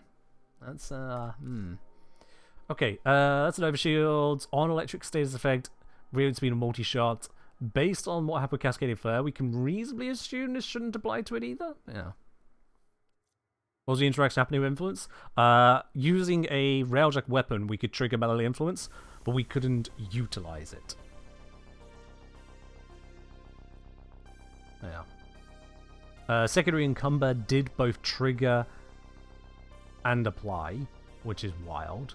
Innovate, we've already been seeing, wasn't working, because otherwise we'd have seen it sooner. And all that doesn't really matter. It doesn't matter. That, even if it does matter, it's terrible. Why would it trigger influence? Various non-melee sources of electric also trigger influence for reasons. It's weird. The whole Blumen system is weird. I don't know how they do it. I don't know what they've got going on in the guts of the code to make it happen how it happens, but it's bulky. That's for certain. Also, let's move that back to what it should be. There we go. Don't want to leave a build broken. I do that too often. Yeah. Weird stuff. What a way to finalize looking into the turrets, to discover that the turrets interact with things that the turrets never should have interacted with. Arcanes that shouldn't even begin to matter start mattering. That's weird. Yeah. Oh yeah. I appreciate that software can develop some very odd interactions. It's weird that programs are only ever doing what you tell them to do, technically. 99.999% of the time. But then sometimes how it interprets what you tried to interpret telling it, it just... yeah. And allegedly Jade can also buff turrets. Now that is what I'm going to leave to trying another time. For now, I think it's about time we do a giveaway. Y'all beautiful people have been here long enough to have a look and see all we can say on that side there. How about a good old 75 plat giveaway?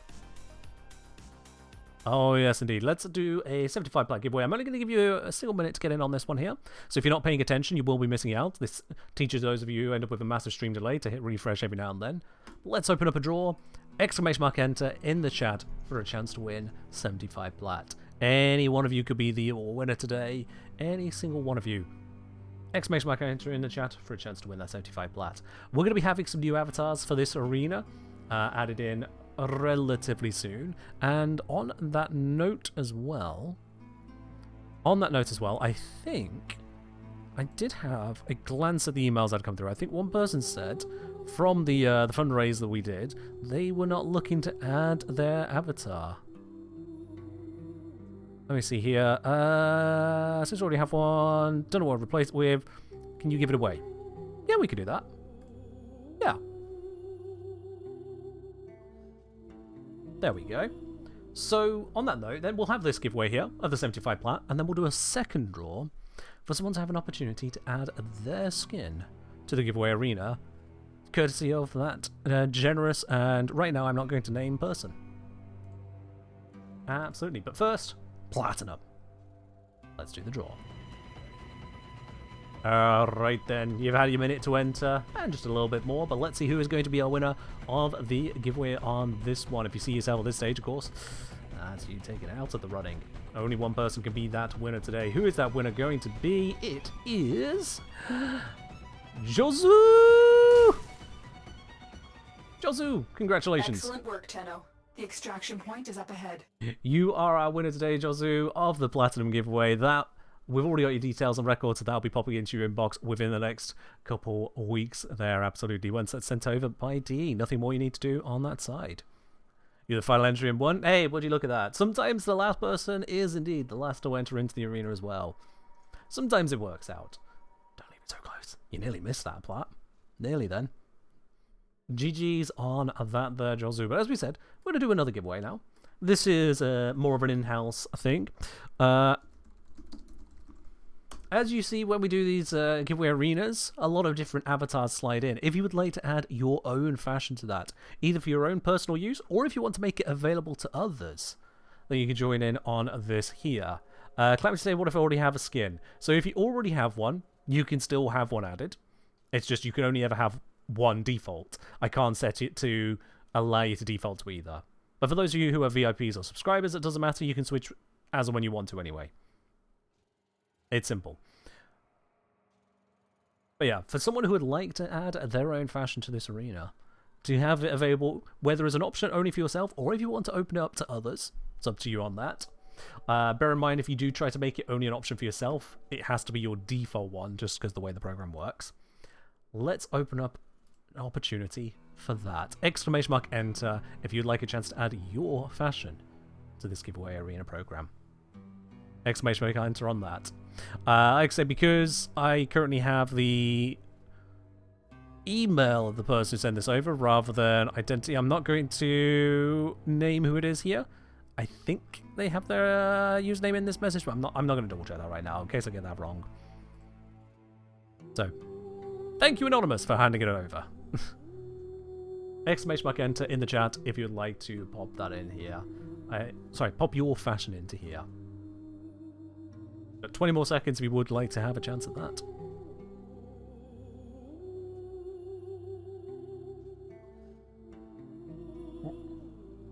Twenty people vying for it. Any last entries? Last chance, last chance. And let's... Oh, one last one. Just in the nick of time there, Nyla. Let's draw. Let's see then, who is going to secure themselves their ability to add their own fashion frame to the giveaway arena. Of course, it can only be one person, and that person is Macho Mouse. Macho Mouse, congratulations. Excellent work, Tenno. The extraction point is up ahead. Macho, are you available to jump into a capture right here, right now? Are you able to jump in right now to get that snapshot done? Do you have a fashion ready to go, or do you want to sort that out later on? So we can absolutely do that on another stream if you do not have one ready to go just yet. I would say, want to see good drip? I mean, it's up to the person. If Macho wants to have a nice snazzy look, or if they want to have something very personal or something else, it's up to them. Now, fashion, how do you do it again? Send me a message in-game. That is the Kengineer. Let me just bring us over to that here real quick. Here you go. Send a message to the Kengineer. I'll bring you into the squad. We'll quickly take a shot. Absolutely.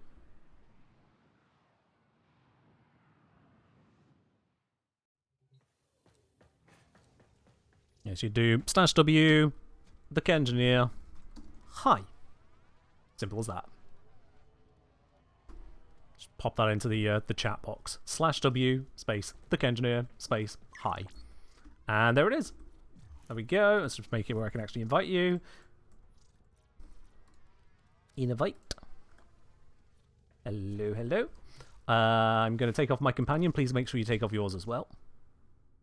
That was hidden. Yeah, I know I'm over the chat. That's why I said it as I typed it. It works.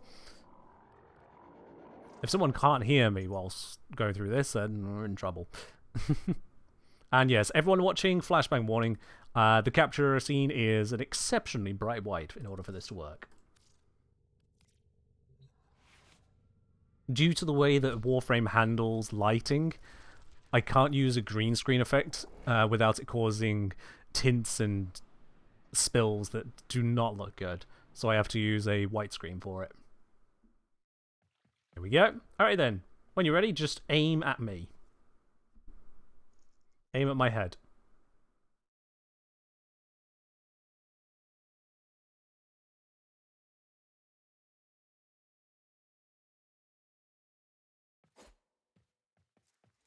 There we go.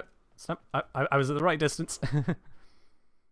Here we are. Alright, so that wispy energy on the back might not get it onto the arena very well. Let's try and get the right angle for this. There we go. That should be good. And there we go. And let's just quickly note down, because I didn't do that on the other one as well. Let me quickly note on these screenshots whose is whose. So that was for... what is your exact username here on Twitch? Because that's what I'm going to need to use for the code to work. Macho Mouse _ there we go. Macho Mouse _ there we go. Wonderful. And the other one was with Captain Calamity. Calamity said something recently. I can have a look at that. There it is. Captain Calamity PS5. Oh my words, you do make me jump through hoops here, don't you? Captain Calamity PS5 was the other one. Excellent. I could apply those at the start of next week. Wonderful. So the way that works very simply, Macho Mouse and Captain Calamity, is that I'll add them in such that if you do !pick frame default once those have been applied, then instead of it changing you to the Lavos, which is the default, it would switch to your chosen appearances. You have the choice if you'd like to make yours available to anyone else as well. If you don't want anyone else to be able to use your fashion, you can keep it completely personal and then just default as yours. Calamity wants theirs to be public. Okay, I'll put a note on that image. Go public. Macho, did you want to make your fashion available to others as well, or do you want to keep that personal for yourself? Your own special appearance? Up to you on that one there. I can't remember, Deathscar. Did you make your one public? Because I always see the cape for you. I never see anyone else with it. I can't remember if you made it public or not. Public. There we go. Those two have both been made public. I will apply those. Like I say, start of next week. And for anyone curious as to the full list of them, there they all are. Those of you who are VIP or subscriber can pick from any one of all of these fashions by just doing !pick frame and then the name of the avatar below that you wish to use. Yeah. I do see that there. Alright. So next week being tomorrow? Well, the start of next week doesn't mean immediately the start of it, Captain. Come on now. Don't be like that. The start of next week, technically, is in less than 2 hours, but I'm not about to just explode it. Oh wait, was that not the same fashion I was looking at there?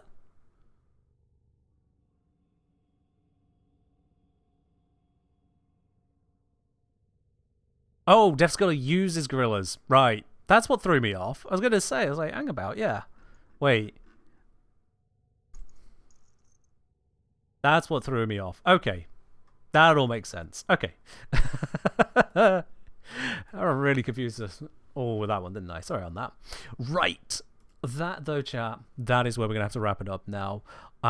We've gone through all the turrets. I've spent enough time wearing this ridiculous outfit. It's about time for it to go into the wash and back into the cupboard. It does not need to be here any longer. Ellie was so extra. Well, let me have a look here. What was that? Oh, yeah. Ellie's skin. I mean, you say that. Technically, the most extra of all of them is going to be Flowing Thoughts. Of all of the ones there, Flowing Thoughts is the only one I would say actually deserves the title of extra. And that's because of the extra work required to even make it possible. Fun fact, when you aim whilst you have the wings go translucent to let you see through them, right? But it's not just for you. In Captura, everyone sees that happen as well. So in order to get the gun raised and to get the wings looking correct, I needed to take 2 shots and literally stitch the wings on to the fashion. So that one from Flow is actually the extra there. because we had to create a fashion that physically cannot exist in Warframe. You're very welcome. Yes. Yeah, we got Soccer Soupy there with the Tiny Titania. I think Zom also uses the Tiny Titania. Absolutely. We've got a plethora of curious ones there. We've got Queen fighting with a flamethrower and guitar. Oh, yes. They're saying, can you not fire and get a picture in time where the gun is still raised? It's because it fades the wings in, Ellie. So when dropping the aim, you drop it out of position as the wings are fading back to solid. So it had to be 2 snaps and then cut them together. And then a little bit of work to make the lighting look correct on it. But yeah, it's a silly one, but it works. Oh, you mean hip fire? And then the gun wouldn't be in the right position. It's just how I'd be like that. Getting it to all work without having sparks and whatnot coming from the gun, messing up the shot. It's just the way it is. Like I say, I found a solution. Flo was very happy with the results of it, and it's also why Flo's is the only one there which basically takes up 2 spots on the website, because that's a lot of wing action going on. That is a lot of wing action. Anyway, that's where we're going to wrap it up. Hope you all have enjoyed yourselves. Hope you've enjoyed the that. Yeah. I will be back on Wednesday with some more good old Warframe in a more rational outfit. In the meantime, have a good start to your week. I'll catch you then. Bye-bye.